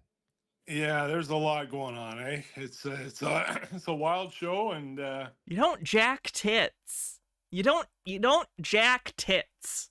Just want to say, hey, Travis, Anastera, Wally, nice to see you guys. It's been a long time, and yeah, great to see you. Yeah, man. Yeah. So, anyways, I don't want to interrupt. I just wanted to come along, say hi. It's been a while. I'll let you dig right in. Unless it's a cow, that's not a jacking motion. It's more of a squeeze. You kind of squeeze. That's not jacking. And I'll listen in and throwing in my two cents if it has any merit at all. Absolutely. Yeah. I mean, before we jump into, I mean, this is big news, man. When it comes to GameStop, obviously acquiring eBay. I mean, do you have any opinions that you just want to let everybody know in the chat tonight before we jump into a couple of these posts here? I don't want to put you on the spot, but anything that you want to add, man, I'm all ears. Well, I think it's a brilliant move in terms of, you know, not only business economics, but just in terms of what I believe, you know, through my study, what I think Ryan's trying to build. Your study, the study that led you to put your entire retirement into Bed Bath & Beyond right before it was canceled? I don't trust you. Here. And so to me, it makes absolute sense. And, you know, whether the board of directors are privy on eBay's side to what Ryan's building, I have no idea. But let me tell you, this guy doesn't stop, right? So, amen. We're just gonna go into a mythologizing session about how great Ryan Cohen is now. He did with Chewy, what he's done with GameStop in a matter of 7 years. If he's got his eyes sight on something, one, I think there's going to be inherent value for all the parties involved in it, not just, you know, the shareholders, but what's the inherent value? Customers. And what, you know, he said some key words in his interview that he's going to transform. And I think he's actually going to... Okay, how? All he said he was going to do was to cut expenses. That's transformative in a bad way when you do that poorly, and Ryan is not an intelligent man. He wants to cut the entirety of eBay's marketing budget at the same time he claims to intend to transform it into the new Amazon. You want to transform eBay into a completely different kind of online retailer, as big as Amazon, with zero marketing budget. Do you see how that doesn't make any fucking sense? Transform eBay if he gets his hands on that puppy. You know, to me, I think he's always wanted to have an Amazon competitor. You've seen trademarks being set up. You've seen a restructuring and a cleanup of GameStop. You're seeing the PSA agreement. To me, you look at the collectibles industry. Look at the collectibles industry right now. Is he getting his business ideas from ChatGPT? Might be. He's pretty stupid. Seems like the kind of guy that would do that. It's one of the hottest industries on planet Earth right now. Mm-hmm. You know, the growth curve on collectibles. Ryan knows what he's doing, and I'm excited about it. What makes you think Ryan Cohen knows what he's doing? You keep demanding he does. Don't really get why. Overthought says, I'm going to take down Cornelius Vanderbilt with my model train set. I think he's going to get eBay, whether eBay acquires him, whether he acquires eBay. I don't think he's going to let this one out of his sight. So yeah. I think it's a perfect acquisition for a business model that he's building. And as we discussed many years ago, I think there's a synergy of a shitload of companies involved in this. you can't just build eBay instantly, right? You can't launch an Amazon competitor just having a couple products like video games or even possibly cat food. You have to have a smorgasbord. So I see a lot of people involved in this, and I don't think the media totally understands that it's probably a lot bigger than just Ryan behind this, with a lot of investment companies, a lot of funding, a lot of synergistic partners. I think this is a lot bigger than I what. think he learned like a dozen finance buzzwords and then he just rambles incoherently while including the words in the hopes that people make sense of what he's trying to say. Because it's pretty vacuous. He's basically just saying, it'll be more gooder-er. I promise, Ryan Cohen is bae. Fenekagami says every billionaire wants an Amazon competitor because they're jealous of Jeff Bezos and the fact that he's so far ahead of them in this quest to be the first trillionaire. I am disgusted by the systems we allow to govern ourselves. What a lot of people understand. I agree. And, to build off what you're saying, ABC, as well, is primarily what you said about being a direct competitor to Amazon, right? eBay has been around for decades, right? And the thing is that bringing these new types of companies under whatever he's kind of building here, right? Whether he's going to keep the same name as this this online commerce as eBay, or he's going to change it to Teddy, whatever he does, he needs more companies. Changing the name of eBay would be incredibly fucking stupid. It's a name with decades of consumer recognition. It's like when Elon Musk changed the name of Twitter, but worse because it's been around longer. Really stupid. He's under it, right? And that's kind of why I think that a lot of our research that we've done for the last couple of years, like we've kind of pinpointed which kind of companies that are most likely going to come under this. And I think that's how essentially he's going to take on Amazon. He's not just acquiring eBay and, he's just going to cut some fat and call it a day.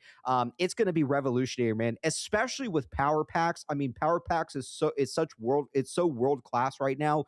It's world class. Our online slot machine will get you so addicted, it's great. We're not going to consider the moral or ethical implications of any of this. Everybody is pretty much using it. Collectible market is exploding right now. So there is money to be made here. And especially the timing of how he's timed everything, right? Like Power Packs was in beta for quite some time. Now it's live to everybody. And they just made it live. And within a few weeks, all of a sudden they want to take over eBay, right? So I am very curious how much they're going to make off whales with that. I think we're in the first financial quarter right now where the trading card slot machine is totally public and not in beta anymore. So I am curious if it's going to impact the company's bottom line when we get the next earnings. I think that because as much as I hate it, there are a ton of gambling addicts. There are a ton of speculators on trading cards. That's an addressable market. I just think it's disgusting and immoral. So Ryan Cohen is a very intelligent type of leader, and I think that he most certainly is aligned with shareholders at the end of the day, and he's doing what's best for the company. You remember way back, there was an interview he gave. Ryan literally said he will never, ever build a brand from the ground up again like he did with Chewy. And so you look at this eBay proposition, the entire infrastructure, architecture, the customer base, 531. Is GME just Pokemon, or do they have other card games they grade? They don't do the grading. They send them to PSA. They have a partnership with PSA. I think they do certain sports cards as of right now. They do Pokemon, and I think they do football and baseball cards. At least last I checked. I don't know if they've expanded since then. Million monthly visitors. How much does Chewy even make? When Ryan was there, nothing. When Ryan was in charge of Chewy, it did nothing but bleed money. He Michael Scott paper companied. He made himself so much of an annoyance to the competitors that they had to buy him out, even though his company was unsustainable. Over 138 million global users. It's basically like trying to financially fly a plane into another business, but sending them a text that says, if you send me a bunch of money and buy the plane I'm on, I won't crash it into you. Structure's already there. It's not real economic activity that makes sense. This guy is one of the most customer-centric CEOs on the planet, right? And so if you can get the architecture to fulfill your Amazon competitor, and then you've got companies like Chewy and GameStop and a shitload others involved as well, I'm telling you that I think this could be a mammoth opportunity. And if the shareholders are on the eBay side haven't done any research into Ryan and what he's possibly building out there, I encourage them to, because if they accept a deal like this, it's probably extortion. I could have used extortion as an example instead of 9/11. Damn it.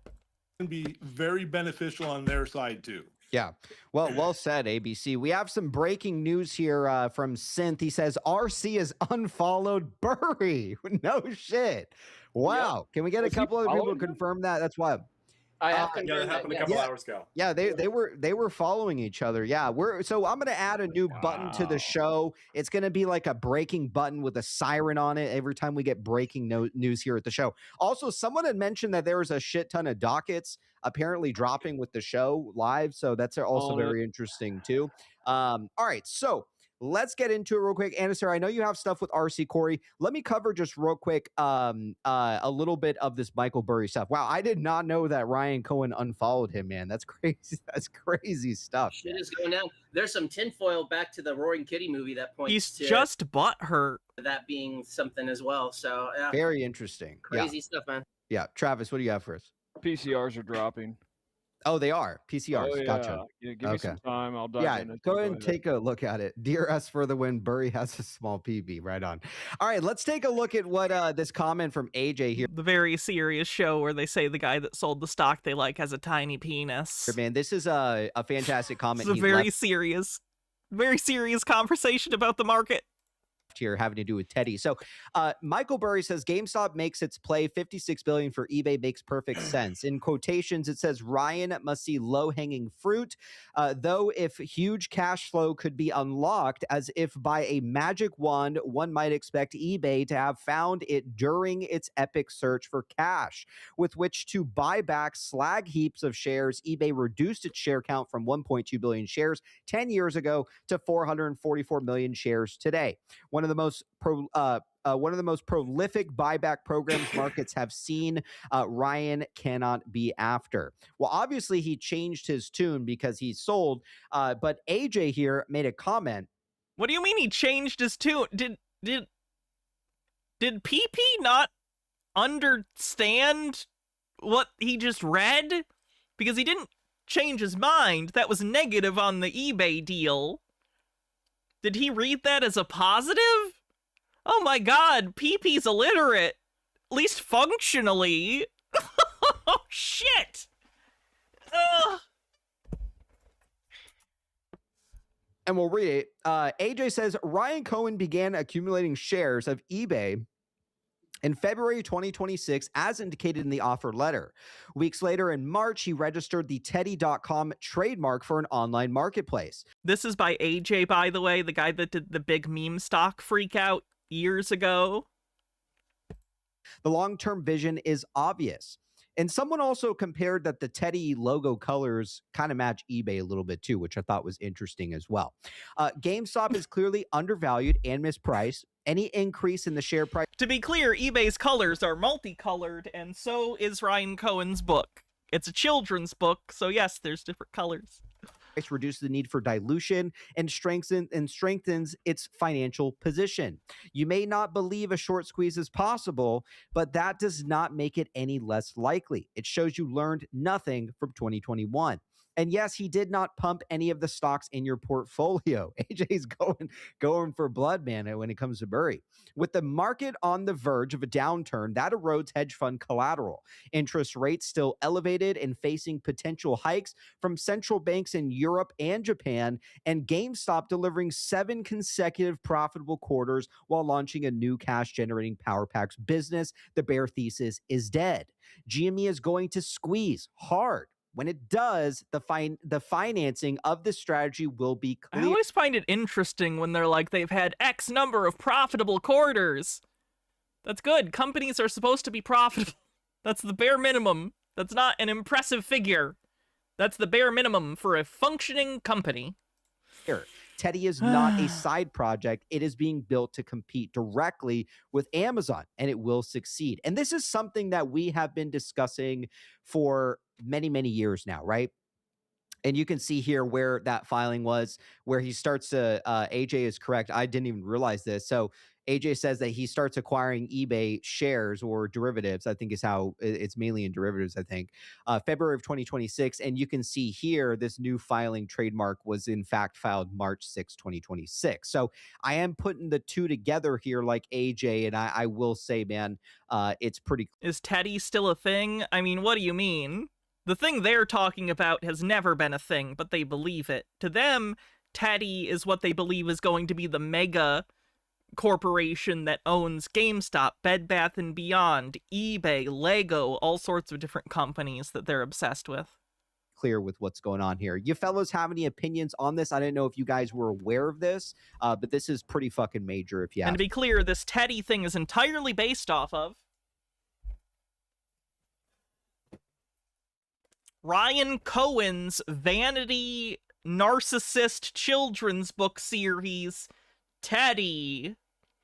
He did these books, and they were like, he can't just be doing silly children's books. This must be a secret code that he's sending us, that he's gonna make us all billionaires. And they decode this children's book and try and find secret hidden messages in it. You know, like crazy people do. That's me. Yeah, I've been paying very close attention to all these different little things that have been happening since the turn of the new year, but especially starting in February. It really, like, between this, new old accounts coming back, and other sorts of filings, and they backed off on the G-Merica branding. Yes, they did. They turned it into Teddy. Activities that have been happening. It really just feels like we're finally getting all the Infinity Stones, gathering everything together. I know I'm the last person that has any right to talk about inappropriate times to bring up movie references. But how can you take this conversation seriously when he's literally describing a company like a Marvel movie? And I feel like it's about to explode. Like, we're like right on the verge. That's what I think. I guess the difference is I don't expect anyone to take me seriously. I don't know. And maybe I think Teddy.com is probably going to be it. Maybe the bank will be called something else. I'm really excited to see what's happening, because it really does feel like everything's finally coming together right now. And I mean, how can you not think that? How can you not be bullish? Like, seriously. And it does make sense, right? Like, if he acquires eBay and he is in fact trying to make Teddy, you know, Teddy is registered as a bank for a reason, right? And one sec, let me get a different shot of this so you can see it easier, because it's not fair that you don't get to see them, I don't think.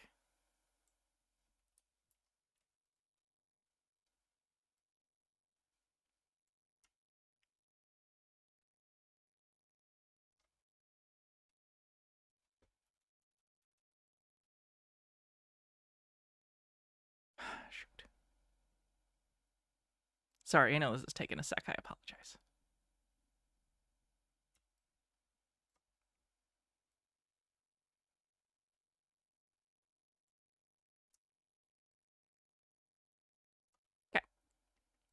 we know that eBay offers finance. Ashley, thanks for gifting a sub to my wife. HBaird with 40 bits says, I recently made the mistake of disparaging Elon in front of someone who turned out to be one of his stans. The fact that so many people are waiting for some sort of savior to come and tell them what to do all the time and rule their futures is such an alien concept to me, and I'm a bottom. Yeah, there's a difference between kinks and how you want to live your life. Seeing things like that too, loans, you know, so you know, it's good. I mean, this has to be it, right? And again, you know, a lot of people out there thinking, eBay is going to be like the only thing they put their money in. And that's not the end of the story here. He is building something great. And it's going to take multiple companies to come under this umbrella to compete against Amazon, right? I mean, even Jeff Bezos said it himself. Amazon is a ticking time bomb. Eventually they will go bankrupt. And this is literally from the CEO's own mouth. So it is former CEO. I don't think he's the CEO anymore. Exciting times ahead. And also the May 4th as well. Like, I do think he's on the board though. I'm not positive. Going back a couple years back when RC had reposted or liked that May the 4th be with you, and it was like Pulte on there, and Ryan was there, and Jeff Bezos. So it's all kind of coming together now. So and we also have I don't know if you've seen this yet. I don't know if you talked about it yet, but computer shares getting ready to do tokenized shares. Like it's all the DD that we've been talking about for years and years now, all coming together, all in the same people, same circles. Man, it's been a long road, but I'm really starting to feel it now. Well said. Yeah. Any of the fellows, if you guys have an opinion on this, would love to hear it. ABC or Travis, I don't know if you guys were aware of this. I mean, this is a pretty strong connection here, right? From when he started buying to when he filed these additional trademarks here. But if you guys want to add on to it, I'm all ears, Travis or ABC or Wally Buck, please go ahead. I mean, I have a lot of thoughts on it. If you want to deep dive into the potential acquisition, it's highly leveraged. I think it's a little bit of a risk. A little bit of a risk. It's a huge risk. Chitara says, it's amazing to me how many people have made holding the bag from a meme stock their entire personality, even in this case when there's no bag to hold. Necessarily a bad risk.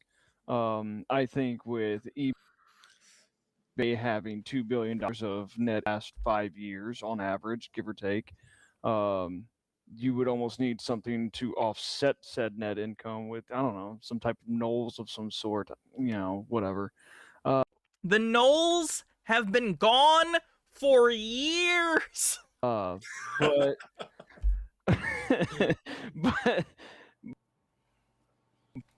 I think it's a very, very partnership. And I think the fact that he started buying eBay back, it was February, correct? If I'm not mistaken. Yes, February. February through now May, and just now making almost an activist investor approach. What if in part of a larger competitive Let me see if they move on from this particular page. And to basically directly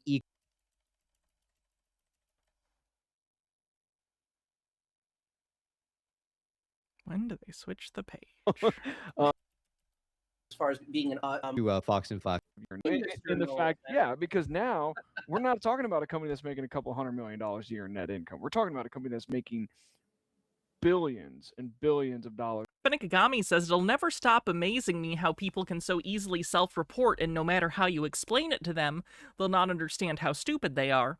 Recently, Vance keeps bragging on how allegedly 186,000 dead people received SNAP, which is 0.537% of the 41 million who received legitimately. So every idiot who quotes this is either admitting they hate poor people or proving they're illiterate. Terradona with 100-bit says, the Knowles are no more. They have ceased to be. This is a former company. Income, and us as shareholders are way ahead of the investment on this. Well said, everybody. Anna Sarah, you want to add, and then I'm going to go to Fox and Fox post here. Yeah, no, I'll just say real quick, one thing that I noticed that when I was doing some research on how the Power Pack systems actually work, it actually functions very similarly to the way the DTCC works as far as being an obligation warehouse. But instead of our slot machine is exactly like the DTCC. It being for stocks, it's for like collectibles and cards and whatnot.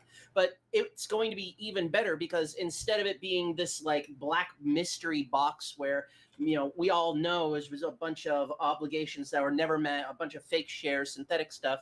There's no evidence of that. Everything is going to be tied to blockchain eventually. I think that's the one of the things that I'm still obsessed with fucking Web3. It's been dead for years.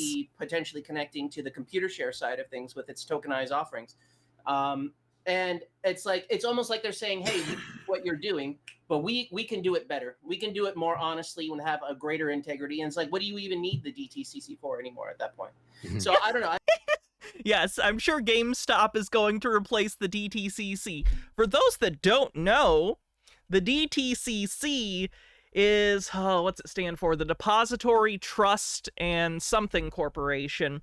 They're basically the ones that actually hold all the stock certificates and stuff that then are traded electronically. Stuff like that. It's where they actually hold all the stuff.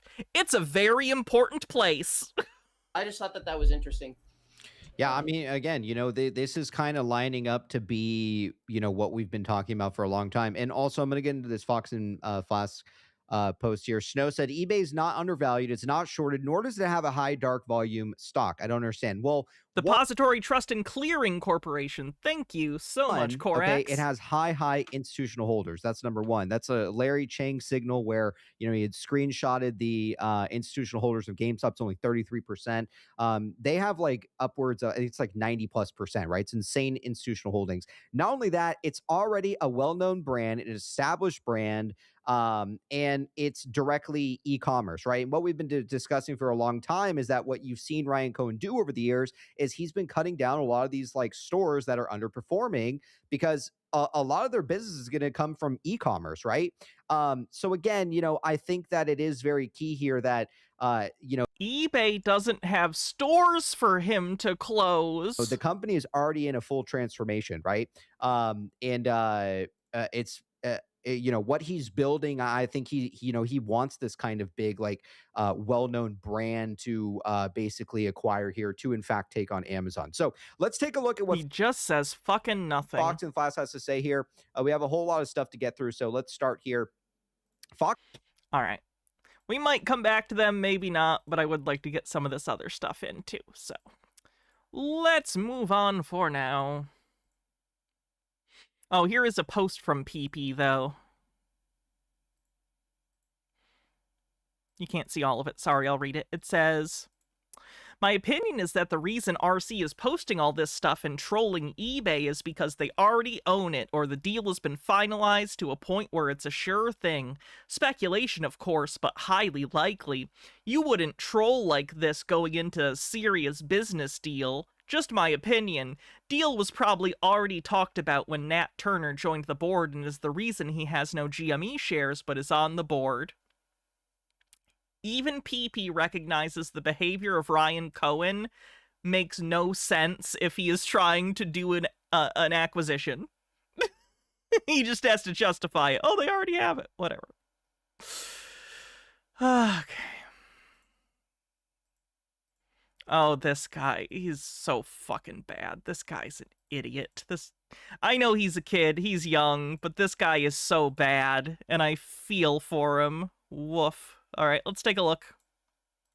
What is going on, YouTube? Welcome back to the channel. I'm pretty sure everyone's having the best day of their lives because GameStop just broke out past $26, and it looks like I came back in the perfect time because, holy cow, it looks just great. So much things I want to go over today for GameStop and AMC stock. But before I do get into that, if you guys are new to the channel and you haven't subscribed yet, make sure to go down and subscribe because I do keep you guys updated on what is going on with GameStop and AMC stock. So GameStop closed up 6% today with over 15 million shares traded. As I said, that got wiped out by Cohen's interview. The volume came flooding in once again. This was the most volume we have had since Ryan Cohen bought shares and since Michael Burry released his GameStop story. Like I've been saying in the past couple videos, the bullish days, the green days have been on high volume and the bearish days have been on low volume, which is as bullish as it gets. Not only do we have all these bullish indicators here on the daily chart,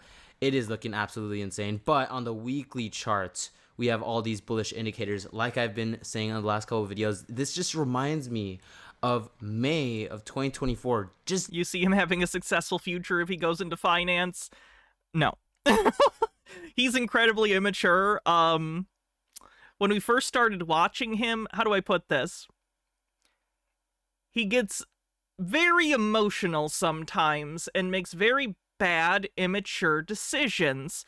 When we first started watching him, he had gotten fired from his job at a bank because he kept using the computers at work to look up his stock stuff, and he refused to stop looking up GameStop while he was supposed to be working. And he was a huge dick about it. Like, he didn't leave and go like, yeah, I get why that happened. I'm going to focus more on my trading. He left and then he shit-talked the whole bank and said they're going to hell. Like, he's a really weird guy. He's very emotionally immature. Wasn't he also trading during work? I don't recall that. Days before the squeeze, when we had these 3 green candles right here, we had so much bullish indicators, and then GameStop goes up to over $80 within 1 week when Roaring Kitty returned. Not only is it looking so similar to May of 2024, but it is... You thought he was younger? I mean, he's in his 20s. May of He's young, but... 2026. And he's not a teenager. 4th is on Monday. So if we just compare what happened back here, we have 3 white soldiers on the weekly chart. Now, if we go to what's happening right here, we have 3 white soldiers once again. Not only that... The names that people come up with these things in TA always cracks me up. Not only that, but back here, Roaring Kitty tweeted on May 13th. The following day was May 14th. If we take away one day, this Sunday will be May 3rd. And this coming Monday will be May 4th. So if we take off that 1 in the beginning, it's almost like the same thing is happening, but 2 years later. And it's kind of weird. Nothing really came out today. And if we bring up like the 5-minute chart and bring up... Aren't all meme stock people emotionally immature? Many of them. The RSI... The RSI was above 70, which in some cases the RSI being over 70 means it's overbought. In this case, it just means it's bullish as hell and everyone's buying.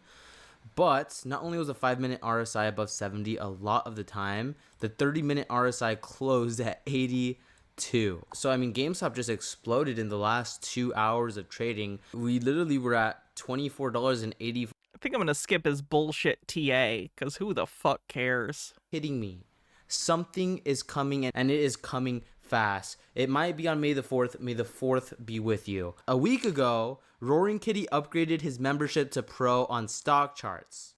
This was literally your sign. This was literally your sign. Roaring Kitty was giving you the signal of the freaking bat, the signal of the kitty. I mean, it's happening again as I'm talking. Ooh, evil plan. If I was Ryan Cohen, and I wanted to make this deal go through, what I would do is I would get in this is fraud, what I'm describing, by the way. Don't do this. This is like market manipulation, and it would be illegal, but I don't have a lot of respect for Ryan Cohen, so I could see him doing this.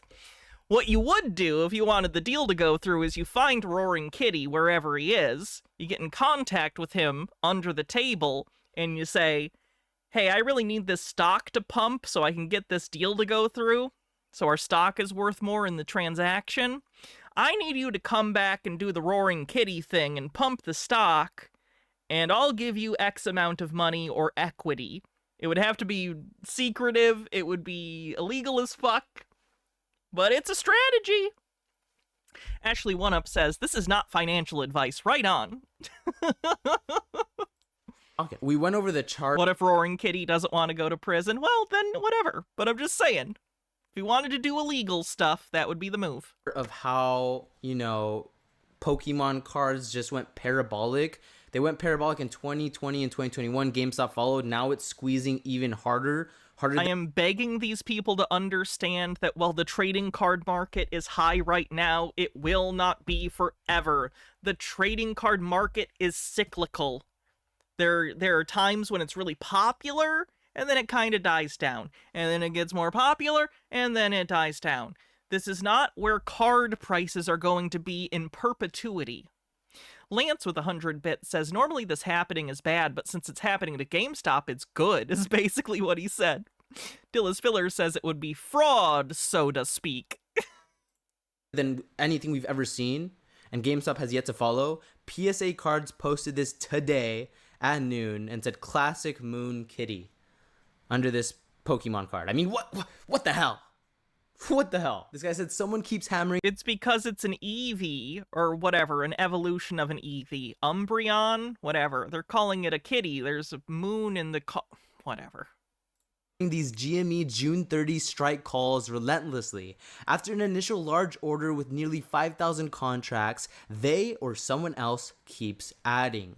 So the GameStop $30 calls expiring on June 18th have almost 100,000 in open interest, meaning 100,000 contracts are being held right now, which is insane. I mean, I don't think you guys understand. I think they're going to lose that money. H-Bird says, speaking of fraud, I keep seeing social media posts that start with breaking, and they say things like that Iran has agreed to give up its uranium, or conversely, that Iran is launching missiles, none of which is true. Normally, I'd assume it's general misinformation, but I'm wondering if it's trying to goose prediction markets. This is one of the reasons that prediction markets are terrible. It adds so many perverse incentives to society. It's bad. It's bad. Understand how insane this is. This is similar to what happened with silver. Before silver goes to over $100, people Hello, Oliver. Were loading up and you want to come say hi to the viewers? Options, probably people that knew. The same thing is happening with GameStop, guys, and I am jacked to the tits. These are the 10 contracts I bought in the morning. Oh good, his tits are jacked too. I was worried about his tits. Only regret is that I didn't buy more. I only put in $700 into some calls, and it closed up over 110%. At one point, it was up over 140%. So the calls that I bought specifically expired this month on May 29th, $27 calls, and they are already in the money in after hours. Come on now, I bought at the perfect time. Okay, so this is the news that just came out while I was making this video that made GameStop, you know, pop in after hours.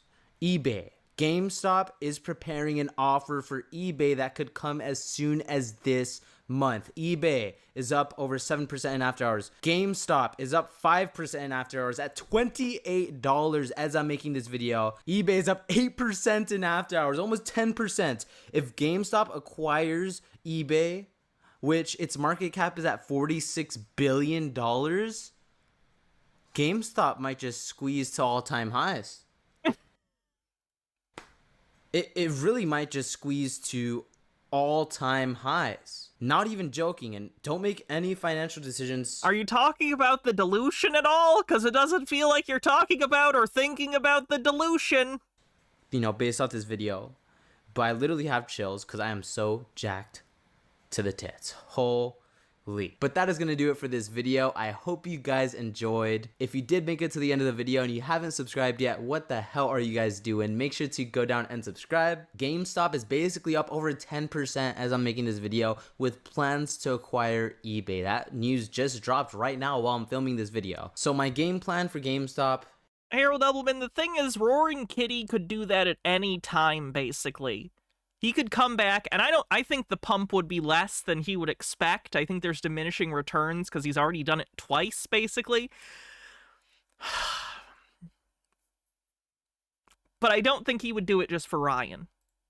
If we do get the return of... Because when he pumped it last time, Ryan Cohen diluted into the pump, stopped its momentum, and I think that pissed Roaring Kitty off. Kitty. And this next week we do get like 100% move, and I believe it really is possible because of what's happening with the eBay and GameStop and Roaring Kitty's brother saying next week's gonna be freaking insane. With everything that's happening, I mean, I'm more certain than ever, and I could be wrong, who knows. You know, a lot of people were saying since I came back that the price is going to drop, and I was wishing it did, so I could buy in lower, but YOLO. I YOLO'd into these call options at $25, and they close up over 100%. So I can't really ask for much more than that. That's amazing. My plan is to take profit and move it to AMC, because it's a fact that AMC will... Oh my god, he's invested... I forgot his primary thing used to be AMC. AMC is doing so badly.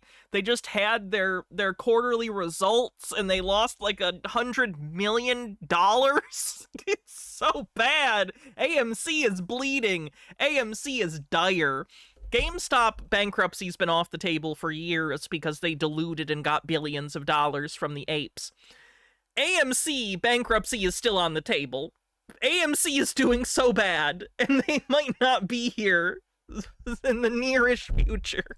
Follow. And, you know, AMC jumped from 90 cents to $2 last month.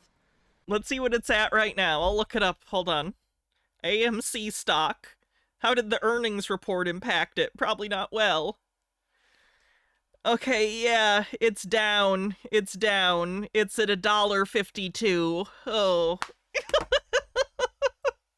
Now, GameStop looks like it's going to be following AMC, the little pump that AMC had. And it might just be the meme stock basket that is all going to move together this month in May. Exciting times are ahead of us, so freaking buckle up because we're about to go to the moon. But I will catch you guys in my next video. As y'all know, I'm buying the dip.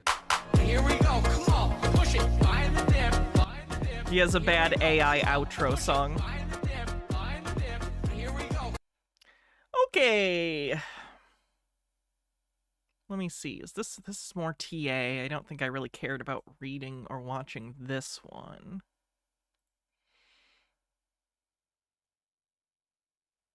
Let's try this. Nope.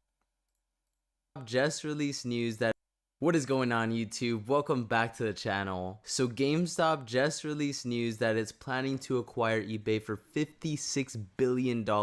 And the president of the United States, Donald Trump, just posted the wild card. Things are about to get crazy this week, but before I do get into GameStop and AMC stock, if you guys are new to the channel and you haven't subscribed yet, make sure to go down and subscribe because I do keep you guys updated on what is going on with GameStop and AMC stock. So GameStop and overnight trading hit $30 as soon as overnight trading started, and right now it's sitting at again, it's back down to 24.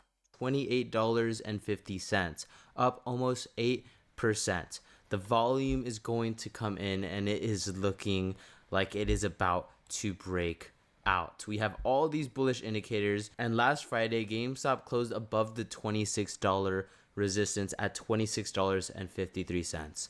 So the volume is coming flooding in. I wouldn't be surprised if another 20-30 million shares are traded tomorrow, and I wouldn't be surprised if we break past $30, which is going to be huge. I mean, past $30, we're going to be looking at that $35 level, which was the resistance back here in May of 2025. So if we go to the monthly, you know, back in May of AMC had a high of $261 from their peak. The stock went down 99.42%. That's a bad one. 2024. I wonder how the Ape Father's doing. We hit $80. Probably not good.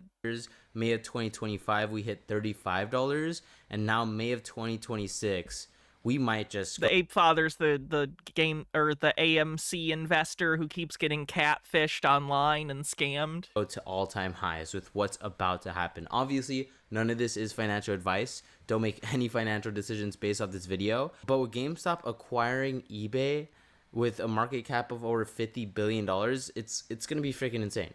GameStop is going to be sent to all-time highs when this does happen. Now, as I'm making this video, no, GameStop. Why do they think this? Climbing past $29 in overnight. Like, do they think that they're like? How do I explain this? It's like they think when they buy eBay, they think that GME investors are going to get 50% of eBay put onto their stock price or something. Oh, hi, buddy. That's not how this works. eBay is so much larger than GameStop that the GME people are going to own very little of the overall entity because they came in with less. They're less of what the overall company would be, basically. So I think I've seen estimates. Ryan Cohen tried to throw out 40% of the company, which sounds fucking absurd. I've heard estimates that go to like 12 or 15% they might own, even up to maybe 20. But the idea of them owning 40% is like fucking crazy. Trading tomorrow is going to be so exciting. It's going to be hard for me to go to sleep with how excited I am. eBay is up to 108. Why do they say that when they're explicitly providing advice? Because everything's made up and the points don't matter. $18.60, up 14% in overnight trading. Korak says at current price, GME shareholders would hold 27.95%. Thank you. It hit a high of $120. I mean, it's getting real. GameStop is now crossing $29 and just chilling there. I'm not expecting AMC to move much until we start seeing GameStop start to explode. In fact, I'm probably going to wait until after earnings for AMC to buy more calls. Right now I'm buying the May 29th $1.5 calls, and I am planning on taking profit only from my GameStop call options and using that to buy AMC shares and AMC calls, because AMC is going to follow, no doubt about it. Just my opinion, just my thoughts. Obviously, if we zoom out in the chart, what happened back in May, you know, AMC did follow. What happened back in 2021, AMC did follow. So, you know, just based off what's happened in the past, you could kind of imagine what's going to happen over the next couple of weeks. So just in, GameStop offers to buy eBay for $56 billion. Ryan Cohen wants to make eBay a legit competitor to Amazon. Cohen told the Wall Street Journal that he wants to make eBay a competitor for Amazon, which is freaking huge. Amazon is worth nearly $3 trillion. Yeah, that's not all Amazon, like, online retail. That includes their web services where they make most of their money. At $1 trillion, GameStop would be over $2,000 a share. So if this is true, then the theories are right. 2021 was just a little sneeze, and the real mother of all short squeezes. I love that they're just like, if this insane thing happened and we gave it an insane valuation, we'd all be rich. All right, that's not likely. Is upon us, and it's going to happen very soon. It gets even crazier. So the White House posted this today, just an hour before overnight trading started. Literally, Donald Trump posted this an hour ago. He says, "I have all the cards." And it's just him holding. Before anyone else points it out, yes, having more cards in Uno is bad. They're wild cards, which is good. You could just get rid of them no matter what. But it'd be better to have less cards. It's Uno. 6 wild cards. Also, you wouldn't show them that like that. You wouldn't show everyone, like, whatever. You know who else likes to hold the wild card? This guy right here, Roaring Kitty. I mean, this. Oh my god, the conspiracies are so fucking stupid. This is not a coincidence, not one bit. The White House even posted this back in October of last year. You cannot make this up. You really can't. This guy said, "Do you get it yet? President Trump posted the wild card right before the eBay news got confirmed. Mega merger approved. Ryan Cohen's Trump 2028 post. White House power to the players post. Roaring Kitty left a meme that had Trump playing over and over. Uno wild cards, what a coincidence." So it is all lining up. We had the White House post power to the players a couple months ago, almost like 6-7 months ago now. 6-7, I honestly didn't mean to say that. And then now we have Donald Trump posting him holding the wild card. Do conservatives have any idea how far beyond parody they are at this point? If conservatives were capable of self-reflection, they wouldn't be conservatives. Just minutes before they announced the news that GameStop is planning to acquire eBay for $56 billion at $125 a share. So just the fact that Donald Trump posts him holding the white card just minutes before they come out with this news, it's insider information. They know what's about to happen. There's over 90,000 call options being held for June 18 $30 calls for a reason, because this month is going to be huge. As I'm making this video, GameStop is now at $29.50, up 12% in overnight trading. It looks like it's going to break that $30. Dillis Filler says this is not a coincidence. Evidence the incidences that occurred in each other's proximity. Mark any second now. It is getting crazy, guys. Hopefully you guys are buckled up, and hopefully you guys are subscribed, because I literally didn't post on this channel for 3 months. And when I kind of saw what was happening to the chart with GameStop and Michael Burry saying he was buying more, I just decided it was best for me to come back. And there's so many comments saying, "Oh my gosh, Mikey's coming back. It's going to go down." What has happened since I came back? Because Barry sold his shares. Came back about 6 days ago. Right at the end of April, I came back when GameStop was literally trading at $24.20. Ever since I came back, GameStop has climbed from $24.20 to now over $30 freaking dollars. I don't know, guys. It's just looking so bullish with this news. Michael Burry said when the merger Monday happens and Roaring Kitty comes back, tweet and meme like you've never memed before, because the plan is to send GameStop to the moon. That is just the plan. The GameStop warrants are going to be up huge. Once they go into the money at $32, it is just going to be exponential growth with these warrants. We had the 3 rising valleys. The last opportunity you had was around $3.50. These warrants are going to open up past $5 at all-time highs on Monday, tomorrow morning. But yeah, just the fact that the White House posted this just an hour before the news came out about GameStop acquiring eBay. Literally 1 hour, the White House and Donald Trump posted this. It almost has 1 million views already. And it is just not a coincidence. They're just pushing the red button saying, yes, it's time to squeeze it. Everyone go along, squeeze the price. I honestly would not be surprised if by tomorrow morning GameStop opens above $40. If not that, it did not do that. Sometime this week, I believe GameStop will cross that $40 mark, which is almost over a 50% gain from where we're at right now. But that is going to do it for this quick little update. I hope you guys enjoyed. If you did make it to the end of the video and you haven't subscribed yet, what the hell are you guys doing? Make sure to go down and subscribe. As I'm talking, GameStop is up. I feel very bad for this kid. He strikes me as a kid who has probably been conditioned by the internet and American society to view wealth as aspirational in a very particular way. And I don't think he has a good view of how the world functions or the things that in it that function a certain way, but maybe it's not so good that they function that way. He's also clearly delusional, conspiratorial. He was a minor in 2021 when the GameStop squeeze happened. So he's been in this online group of meme stock people since he was like 16, 17, maybe 15. I just feel very bad for him. I get the feeling that he got connected with these people at pretty much the exact wrong time. Let's put it that way. Okay, what else do we have? Oh, I think this is Marantz freaking out when Michael Berry sold his position. The one story that I'm not taking for granted is the one we're going to touch on next here on this show. And the story we're going to touch on... I don't know what you mean, Harold Ebelman. It's Paper Hands, Dr. Michael Burry. This is Dr. Michael Burry, guys. Complete bitch.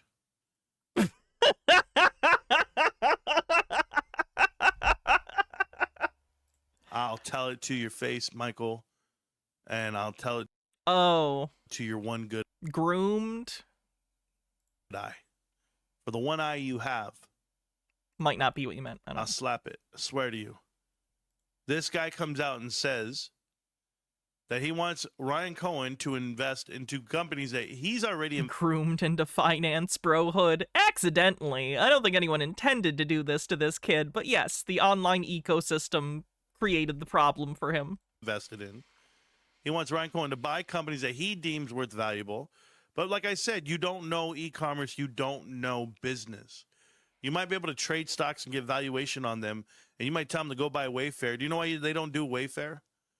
Just so that you don't, if you don't know, the original creator of Wayfair is on the board of directors at Volition Capital with Larry Chang. They're already there. They already have them. They already understand what works and what doesn't. If they wanted to buy that, they would have bought that years ago. That's not what they're trying to do.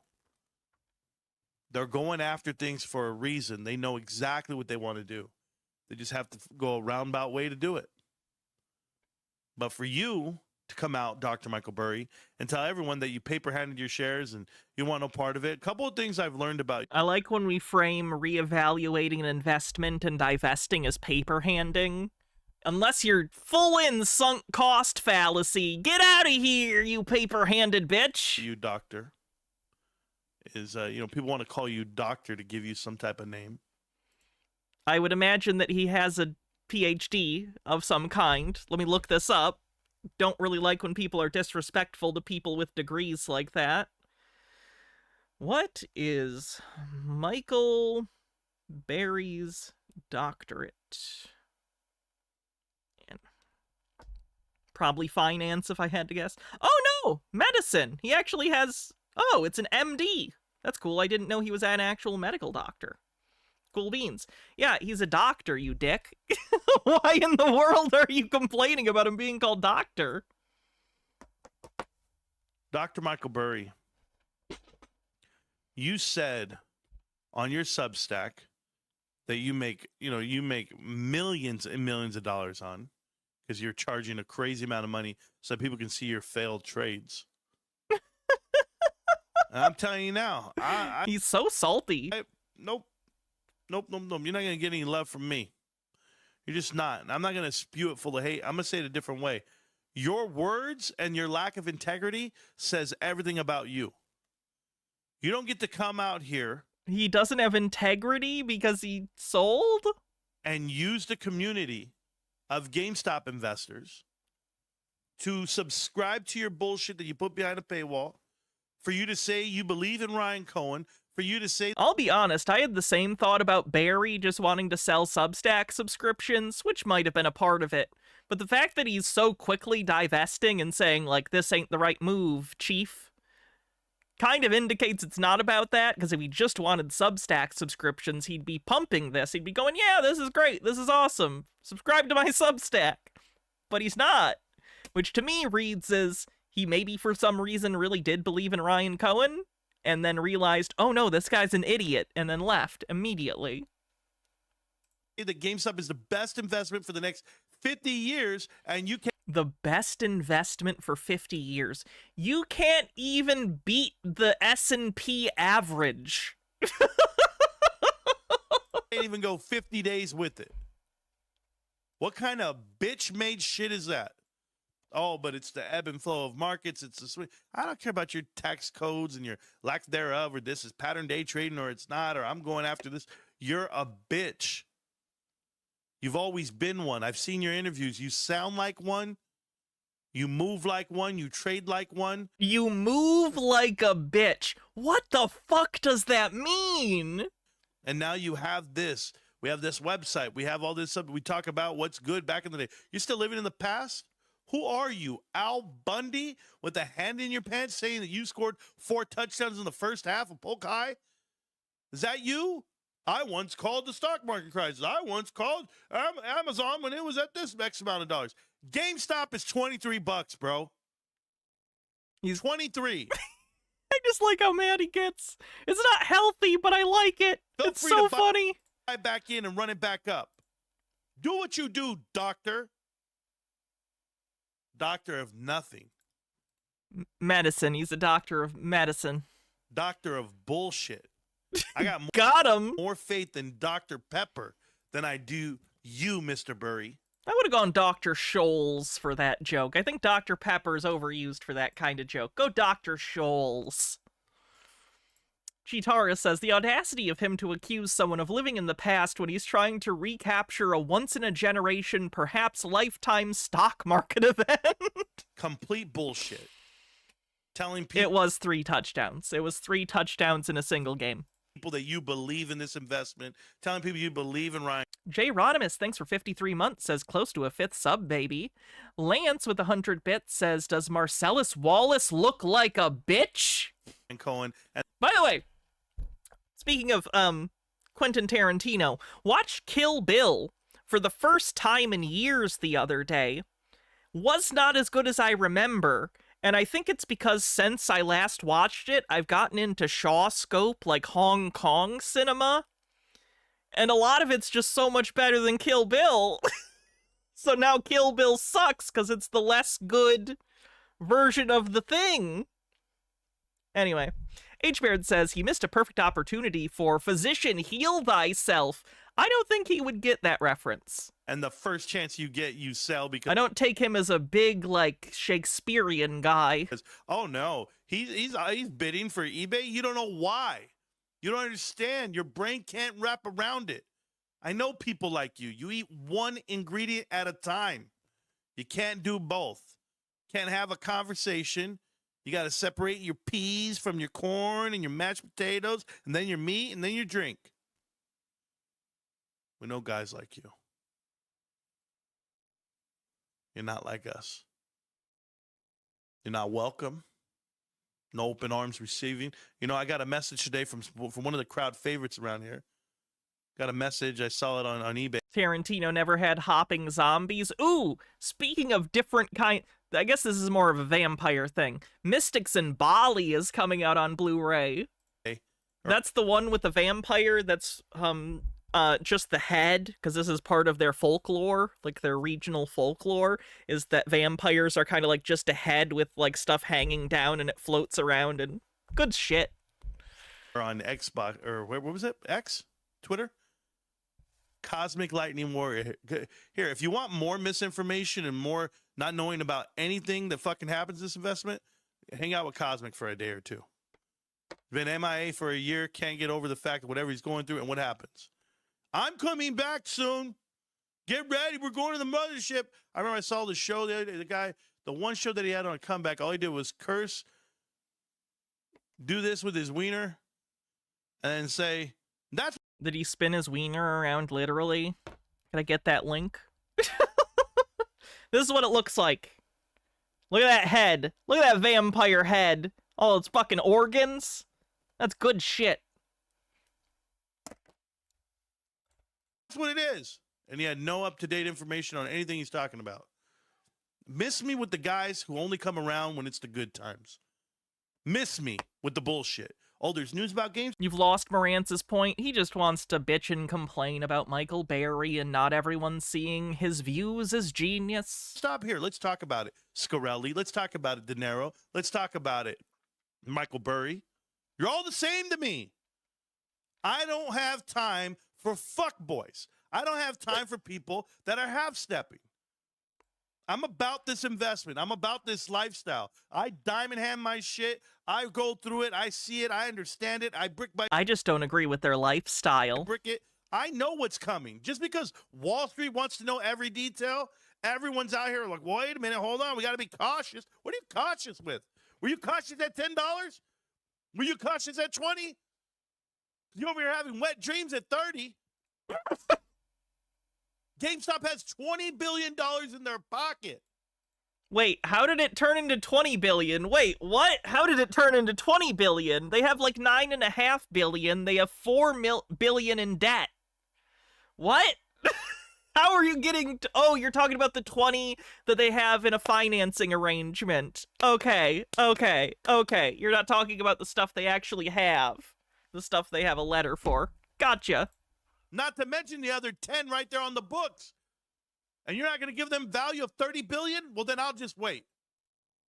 I'll wait for it because 30 billion is $65 a share. We'll wait for it. S&P 500 is at 20. The financing arrangement is super sus. I know one of the things, I read an article about it earlier. The bank letter that says that they're like open to loaning this $20 billion is contingent on the acquired entity not having a decrease in its credit rating. But obviously, if eBay suddenly through a leveraged buyout takes on tens and tens of billions of dollars in debt, obviously their credit rating is going to change. So, I don't know. It's a little weird. 24 billion. I'll wait for it. I'm not going to give up. I'm not going to trade it out. I'm not going to write covered calls. I'm not going to do any of this bullshit. Sell some cash secured puts. My name is Uncle Bruce. Uncle Bruce, keep grifting off the crowd, bro. Keep doing what you do best. There's a reason why you don't own stock. I think one of the things I like about Marantz is that he hates every other meme stock content creator. Like the PP show, you know, they're wrong and they're silly and it's fun to look at them be crazy together. But like at the end of the day, many of them are friends and like each other, and you can tell by watching it that they like spending time together. Right? They like to hang out. I have never gotten the vibe that Marantz likes anyone. He just seems to hate everyone and think he is the smartest person in every room. And I just can't imagine he's easy to be around. You're not allowed to. Stop me when I lie. Okay, bye.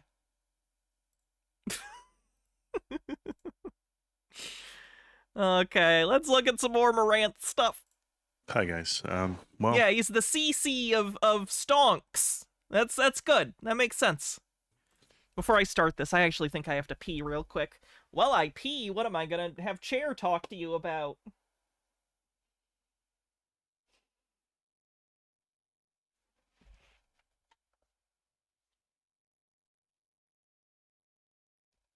Did you guys know that Ben Affleck was the bomb in Phantoms? Lance with 100 bits says, Marantz is the CC here, Chris from Westchester County of meme stocks. I'll be right back. Ugh.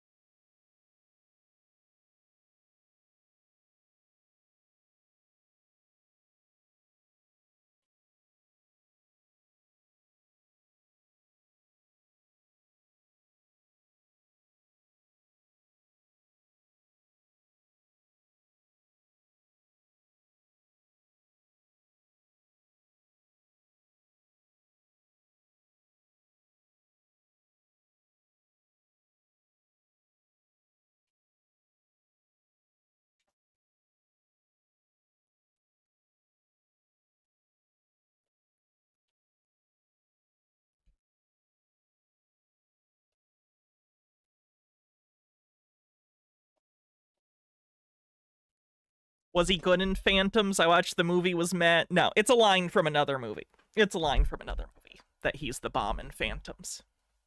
Jay said that from Jay and Silent Bob. Anyway. I've got nothing for you tonight. I just had some Bob's Twin Kitchen, and I could barely move. Oh, man. I'm sweating. Do you think Hannah's training the chair to take over the show after she dies? Is that why former chair lost the position?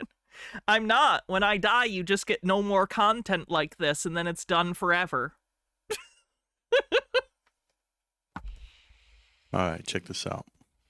So there's like 1,000 videos right now. Everyone. If I die suddenly in an accident, how are you guys gonna get your fix of crazy people? Taking Ryan Cohen out of context, everyone attacking GameStop. This is when you know you're right over the target. You know, so much hate in the world when none of them, and I'm talking about hundreds of videos right now from no-name YouTubers, you name it, and I don't even want to review them. I don't even want to go check them out. I don't want to show you.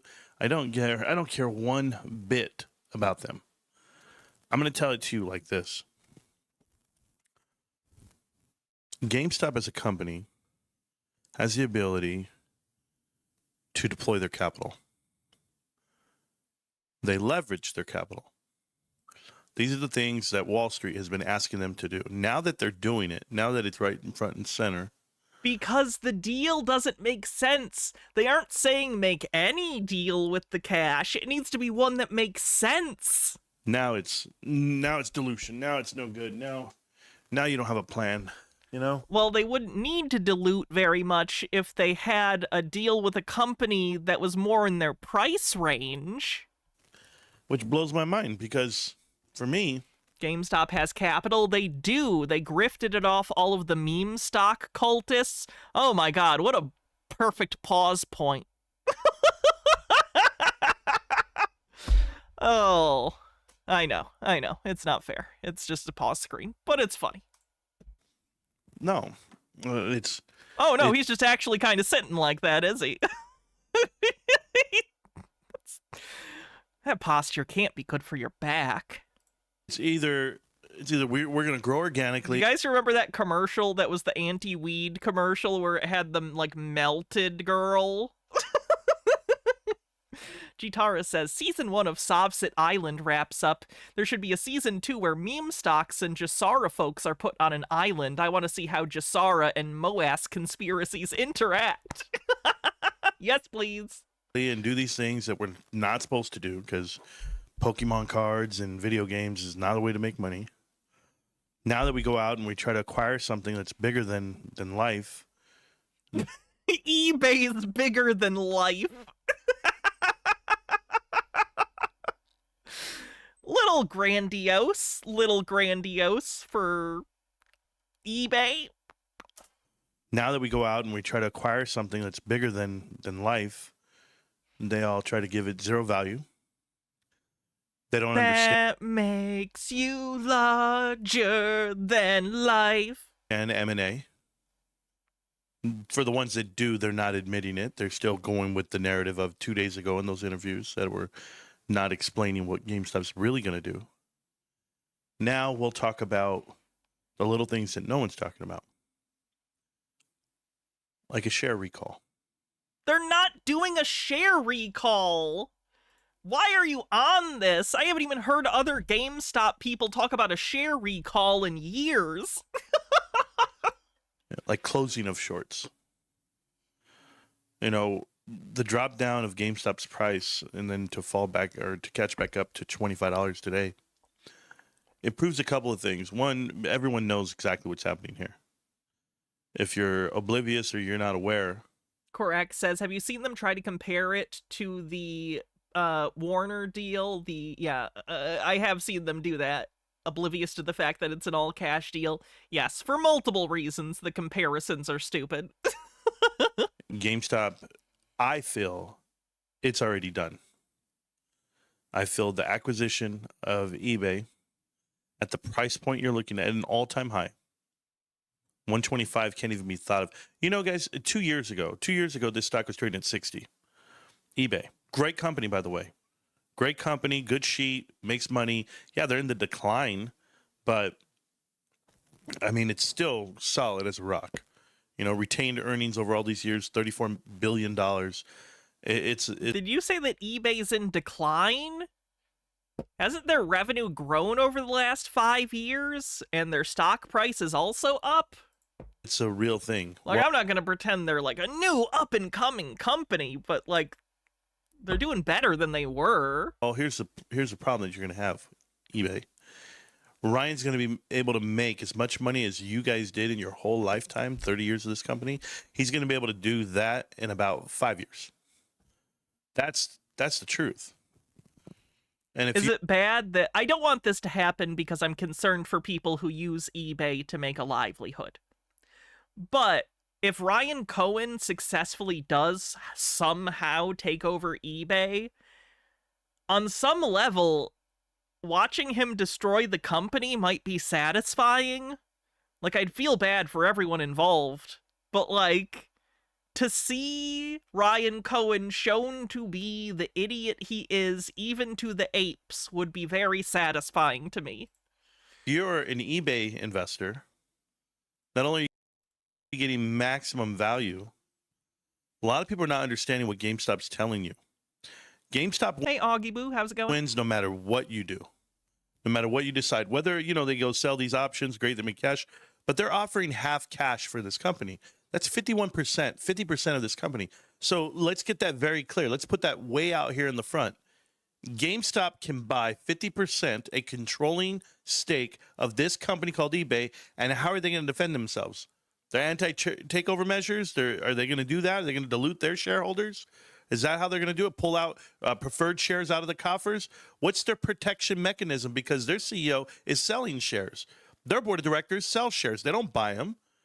So you tell me what metric you think you can defend yourself on, and I'm going to show you one where GameStop has the power move. I know that hostile takeovers happen, but this language is so gross to me. It's basically like, what are you going to do about it? Yeah, we're going to take over your company. We're going to buy it all up, and you can't do shit about it. What are you going to do? Like, it's just not my favorite thing I've heard Marantz say. Does he think it's going to be hostile? Yeah. GameStop's in the power position, the leverage position. This is a classic LBO. You'll be leveraged out of this company, and we're telling you now, we have the cash, and the cash is very strategic. Now, here's the thing. I think the CEO already knew this was coming. His 10b5-1 program, whatever the hell he's selling, all these millions of dollars, and he doesn't have that many shares. Also funny, the guy who hates PE is suddenly all about vulture capitalist tactics, hypocrisy much. Oh, I pointed that out earlier. They're such hypocrites, Marantz in particular. I don't think Marantz has a single genuine belief. I think he just moves him around to whatever he think fits him in the moment, whatever he thinks makes him a winner in the moment. It's just ridiculous. It is. But none of the board of directors have a lot of shares at eBay. Collectively, the board of directors and all the C-suite, everybody, they have 1% of the company's shares. Guys, their float is not massive. Their float is the equivalent of GameStop's. GameStop's board of directors, everybody included, 15, 17 insiders. Everybody. I mean, this thing is held by us, of course, but by our own board of directors in our institution. So you're going to tell me eBay is held by whom? Investors, board of directors. I mean, you're talking about institutional investors, right? Yeah, it's like, I don't know if this number was accurate. I heard over 90% institutional ownership, but I'm not sure. H-Bird says, whenever people refer to private equity as PE, I immediately think they're talking about gym class at school, and it makes everything they say funnier. Good. The same institutional investors that hold the bulk of positions at eBay are the same ones that hold bulk positions at GameStop. So what are they losing? They're not losing anything. They're actually gaining. You're going to gain all-time high on a price of 125. That caps the upside to those same said shares. So should you be buying eBay shares right now? Absolutely not. Should you be buying GameStop shares at the bottom? Absolutely.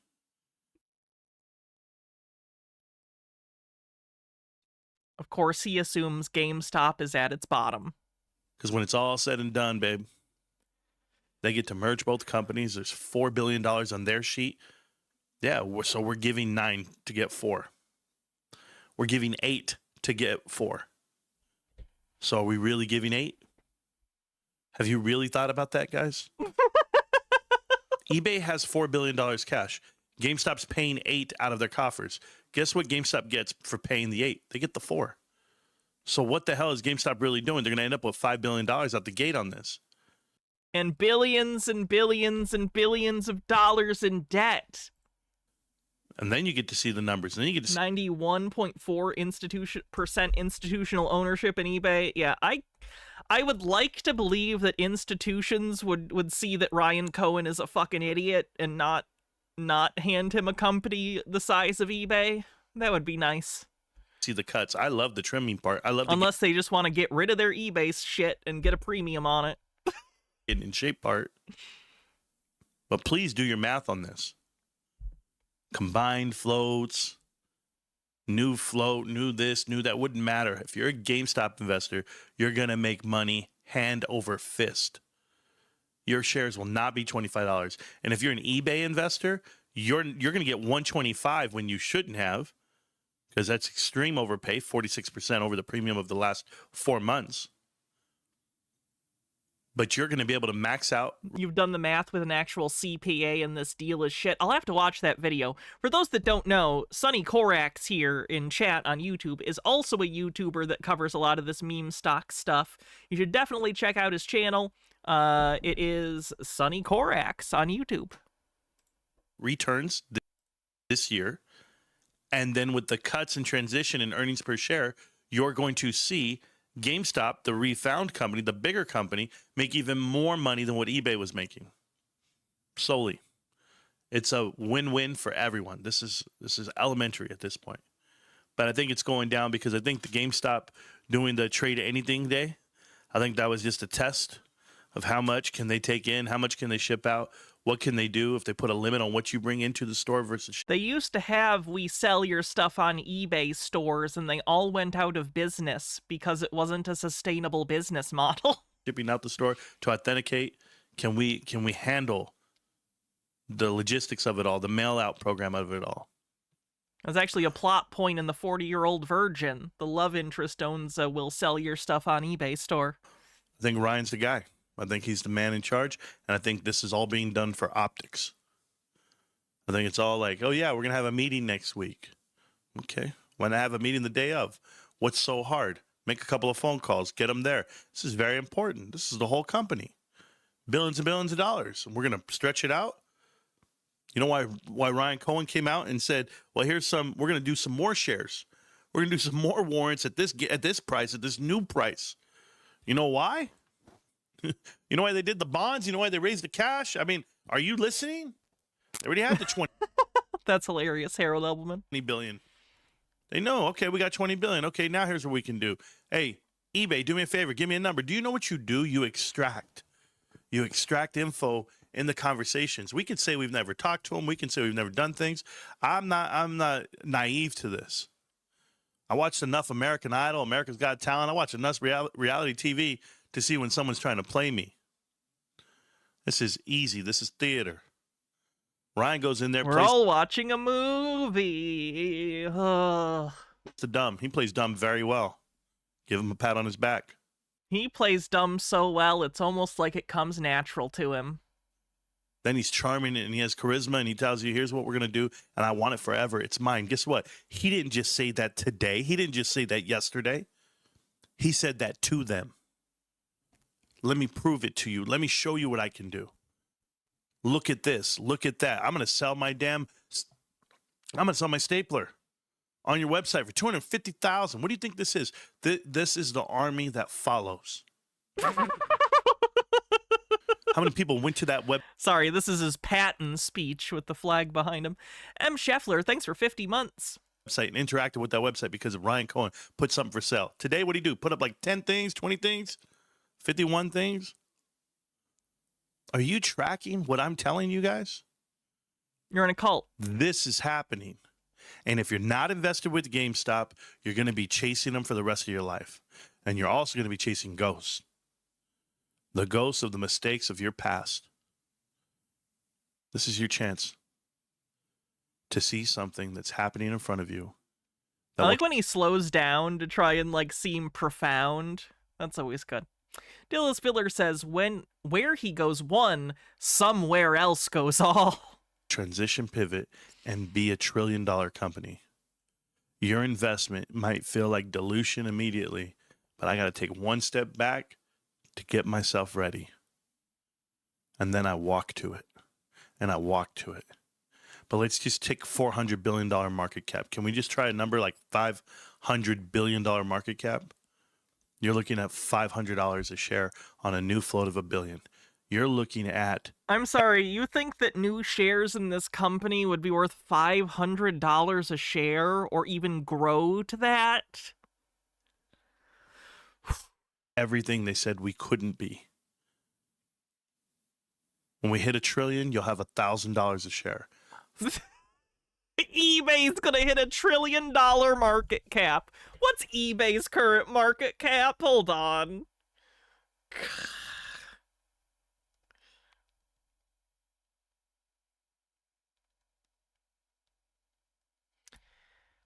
Right now, their market cap is $47.74 billion.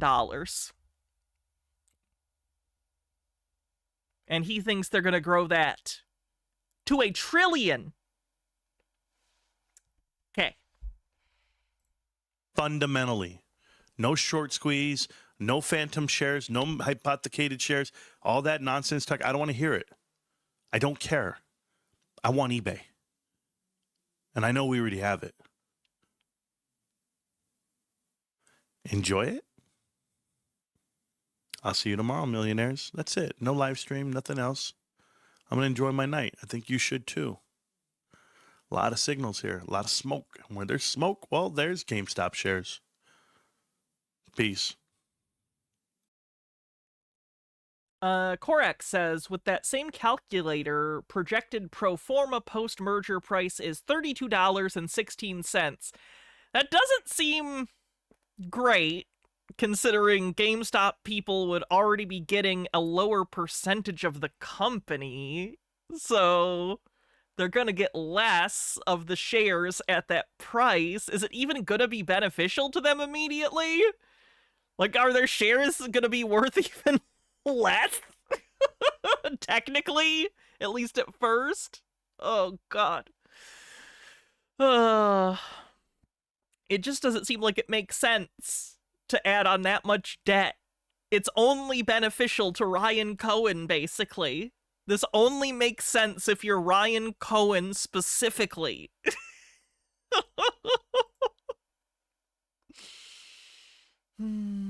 It's worse for eBay shareholders. They're going to have a smaller stake and have to pay back the debt taken to give them the cash. Yeah. Anyway, I'm going to read you guys this because I find it hilarious. This is a post that one of the apes made in the GameStop subreddit, the GameStop investing subreddit, Super Stonk. They wrote a fan fiction. I don't know what else to call it.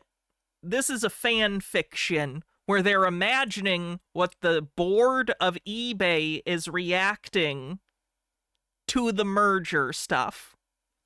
So I'll do a little dramatic reading of this ape fan fiction.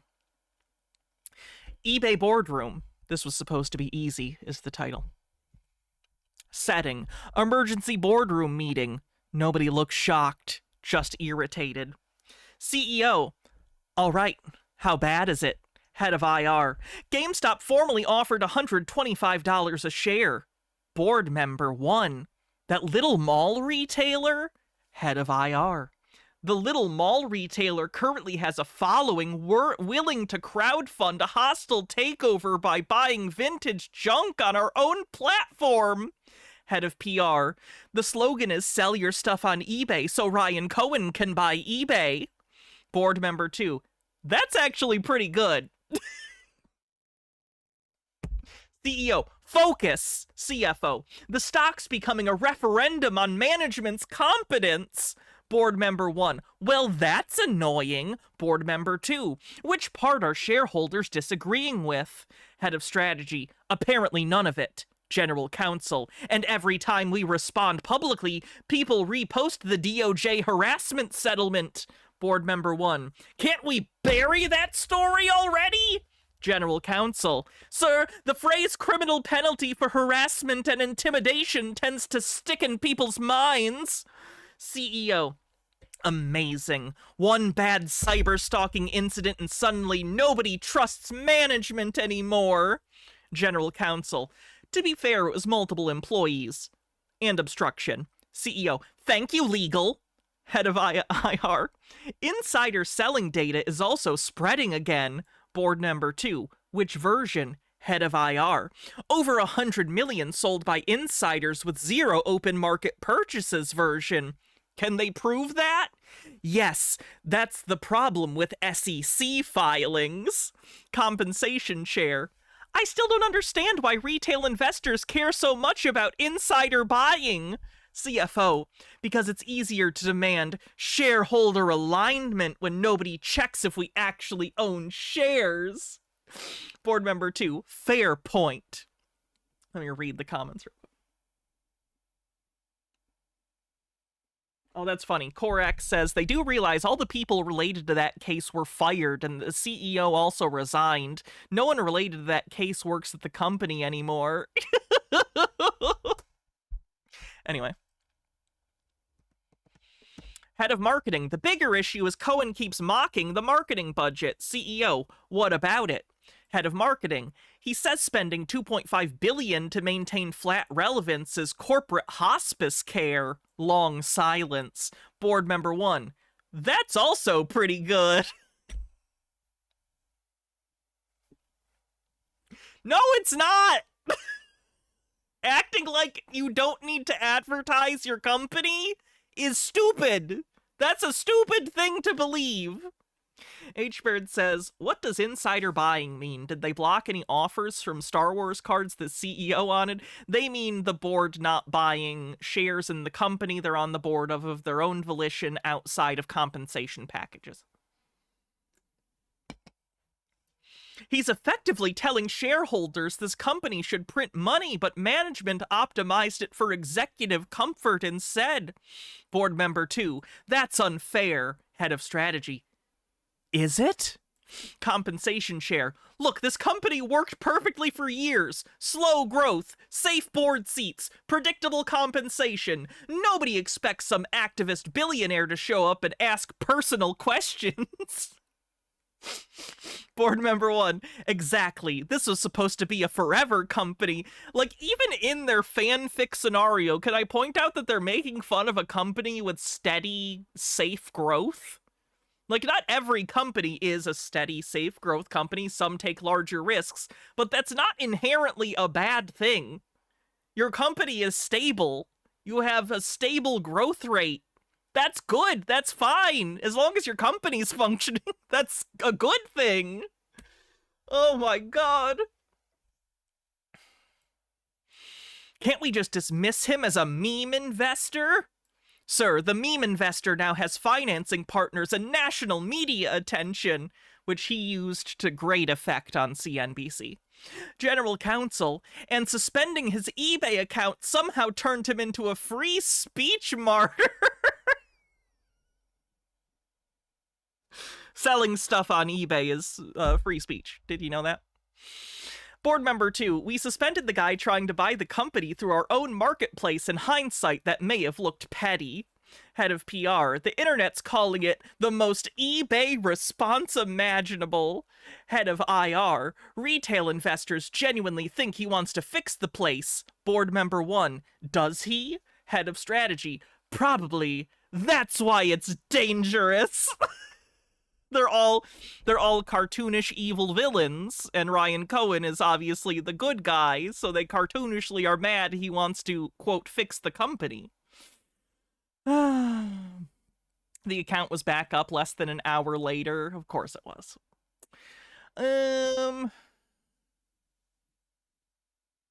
Let's see. That's why this is dangerous. Dangerous for shareholders? No. Dangerous for us. Compensation chair. If he gets board seats, he's going to ask what half the room actually does all day. CFO, and unfortunately, the answer cannot legally be PowerPoints and stock sales. Does the person who wrote this know what companies do? Like, the best they could think of was PowerPoints. That's what business people do. PowerPoints. CEO, worst case scenario, what happens if the shareholders back him? Head of strategy, cuts, accountability, performance targets, actual urgency, as if eBay doesn't have any sort of performance targets. Go fuck yourself. Board member 1, Jesus Christ. Head of strategy. And probably no more treating the company like a pension plan with a website attached. Dead silence. CFO, so what's our defense? Head of PR, we could say transformation takes time. CFO, it's been 20 years. Head of PR, right, forgot. Board member 2, you know what the really insulting part is? CFO, what? Board member 2, he looked at this company and immediately figured out the scam. Ryan Cohen's just too smart for them. So that's the fan fiction someone wrote. They took their time to write that and imagined it was reflective of reality in some way, which is pretty funny. This not financial advice. This not legal advice. This is just an update from the video I did on Friday where I told you guys that GameStop was planning on buying eBay. And a lot of people were leaving all kind of comments.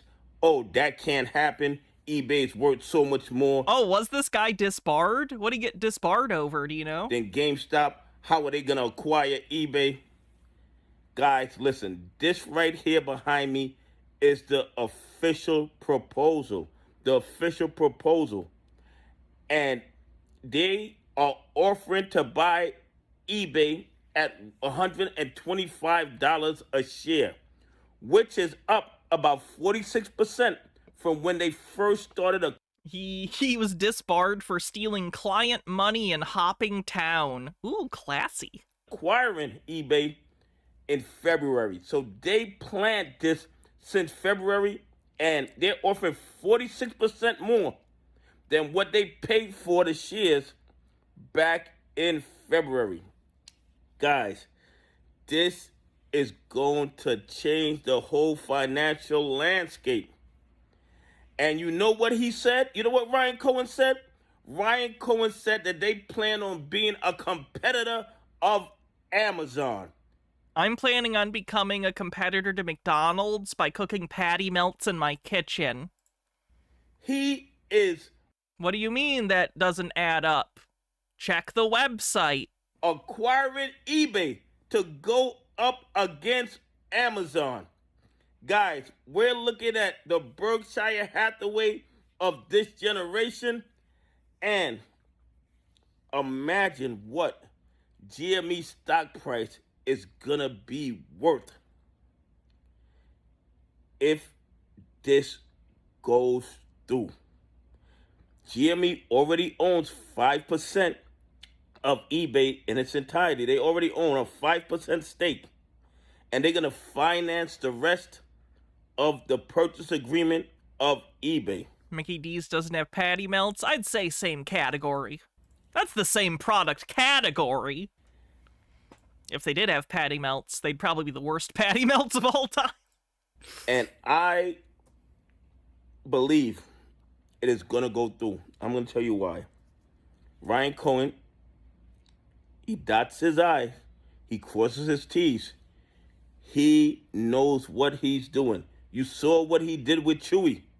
It's just another person giving vague platitudes about Ryan Cohen. Ryan Cohen, he's so great. Look at what he did with Chewy. Nothing.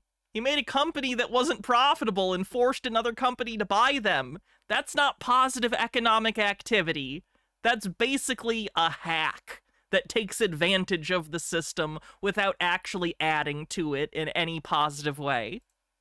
This is not financial advice, not legal advice. This is just my opinion on why I believe GameStop is crashing, okay? And I'm not telling you to buy, hold, or sell. This is after Ryan Cohen gave that terrible CNBC interview and it started going down again. GameStop, you have to do your own DD and come to your own conclusion and decide whether or not GameStop is a good fit for your portfolio and your investment style. Guys, listen to me. After all that great news that came out about GameStop, now we see GameStop price crashing. And do you think this is retail investors waking up and selling off their GME shares? Of course not. These are the bad actors manipulating GME down so they can get out. When the price goes up, it's always natural. When the price goes down, it's always manipulation. Of the play at a very cheaper price. Okay? That is what this is. Well, that's one of the reasons. That's one of the reasons. The other reason could be this, and this is just my opinion. When I was reading into the offer to buy eBay even further, it's going to be 50% in cash and 50% in shares. So a lot of the, I'm not going to say bad actors, because some of them might not be bad actors, but they might be manipulating GME down because they want to get more GME shares at the $125 a share price. Lance with 100 bits says, bro, your audience doesn't have a portfolio. They have a receipt crammed into an old winter coat they haven't worn since 2021.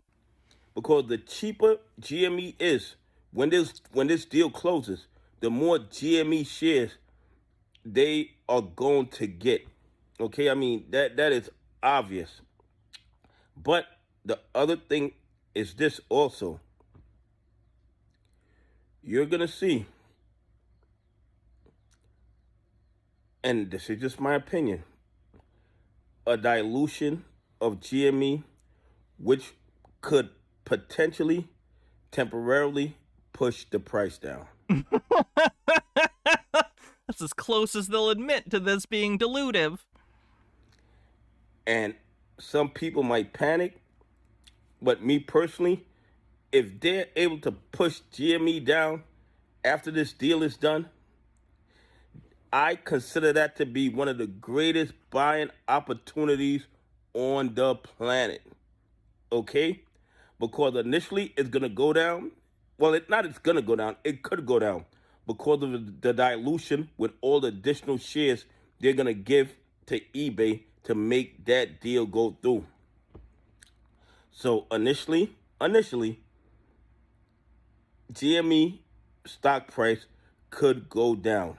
And in my opinion, that's going to create a great buying opportunity to anybody who sees the long-term value of GameStop, not just being a provider of games and collectibles and things like that, but a bona You fide ate cheese labeled as FUD. Berkshire Hathaway of 2026 and beyond. And the eBay acquisition is only gonna be the tip of the iceberg. They're gonna buy more companies. There's no How? They'll be already leveraged, so they... Do these people understand that the value of a company is supposed to be tied to its productive economic activity? These people think they can just manufacture value out of nothing. We're supposed to be doing things that do stuff, that create products or do services. God damn it. No doubt in my mind about that. Okay? Ryan Cohen is transforming GME. So right now, and these are the 3 reasons I believe the price is going down. On the bright side, if and when this gets denied, the freakouts from the meme stock people are going to be pretty funny. And they're going to hate eBay. They're going to turn the board of eBay into the biggest villains. Bad actors manipulating the price down so they could get out to play a lot cheaper. Retail investors are not selling off their GME at this point. This is not retail investors, in my opinion. Also, you might have some people who want GME price to go down because once the deal is done, the lower GME prices, the more GME shares they get once they make the transition to purchase eBay. And also, because of this deal, there will be a dilution of GME stock. And some people might look at that as being a negative. I look at it as being a great buying opportunity. You want to know why? Because that price drop is temporary. Once they do that price drop and then they figure in the value of eBay into the value of the GME stock price, I believe it is going to shoot back up to the moon. Anyway, please leave some comments. Tell me what you think. Why do you think GME stock price is crashing in pre-market? You think retail investors got up and started selling off their GME shares? Anyway, have a great day. God bless, and I appreciate y'all on this journey with me.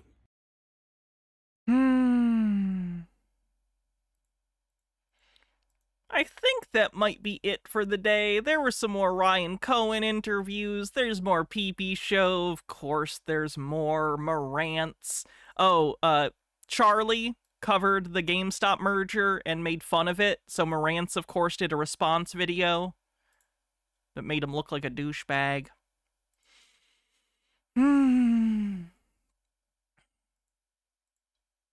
This one's only 4 minutes. We'll do this and then we'll probably call it a night.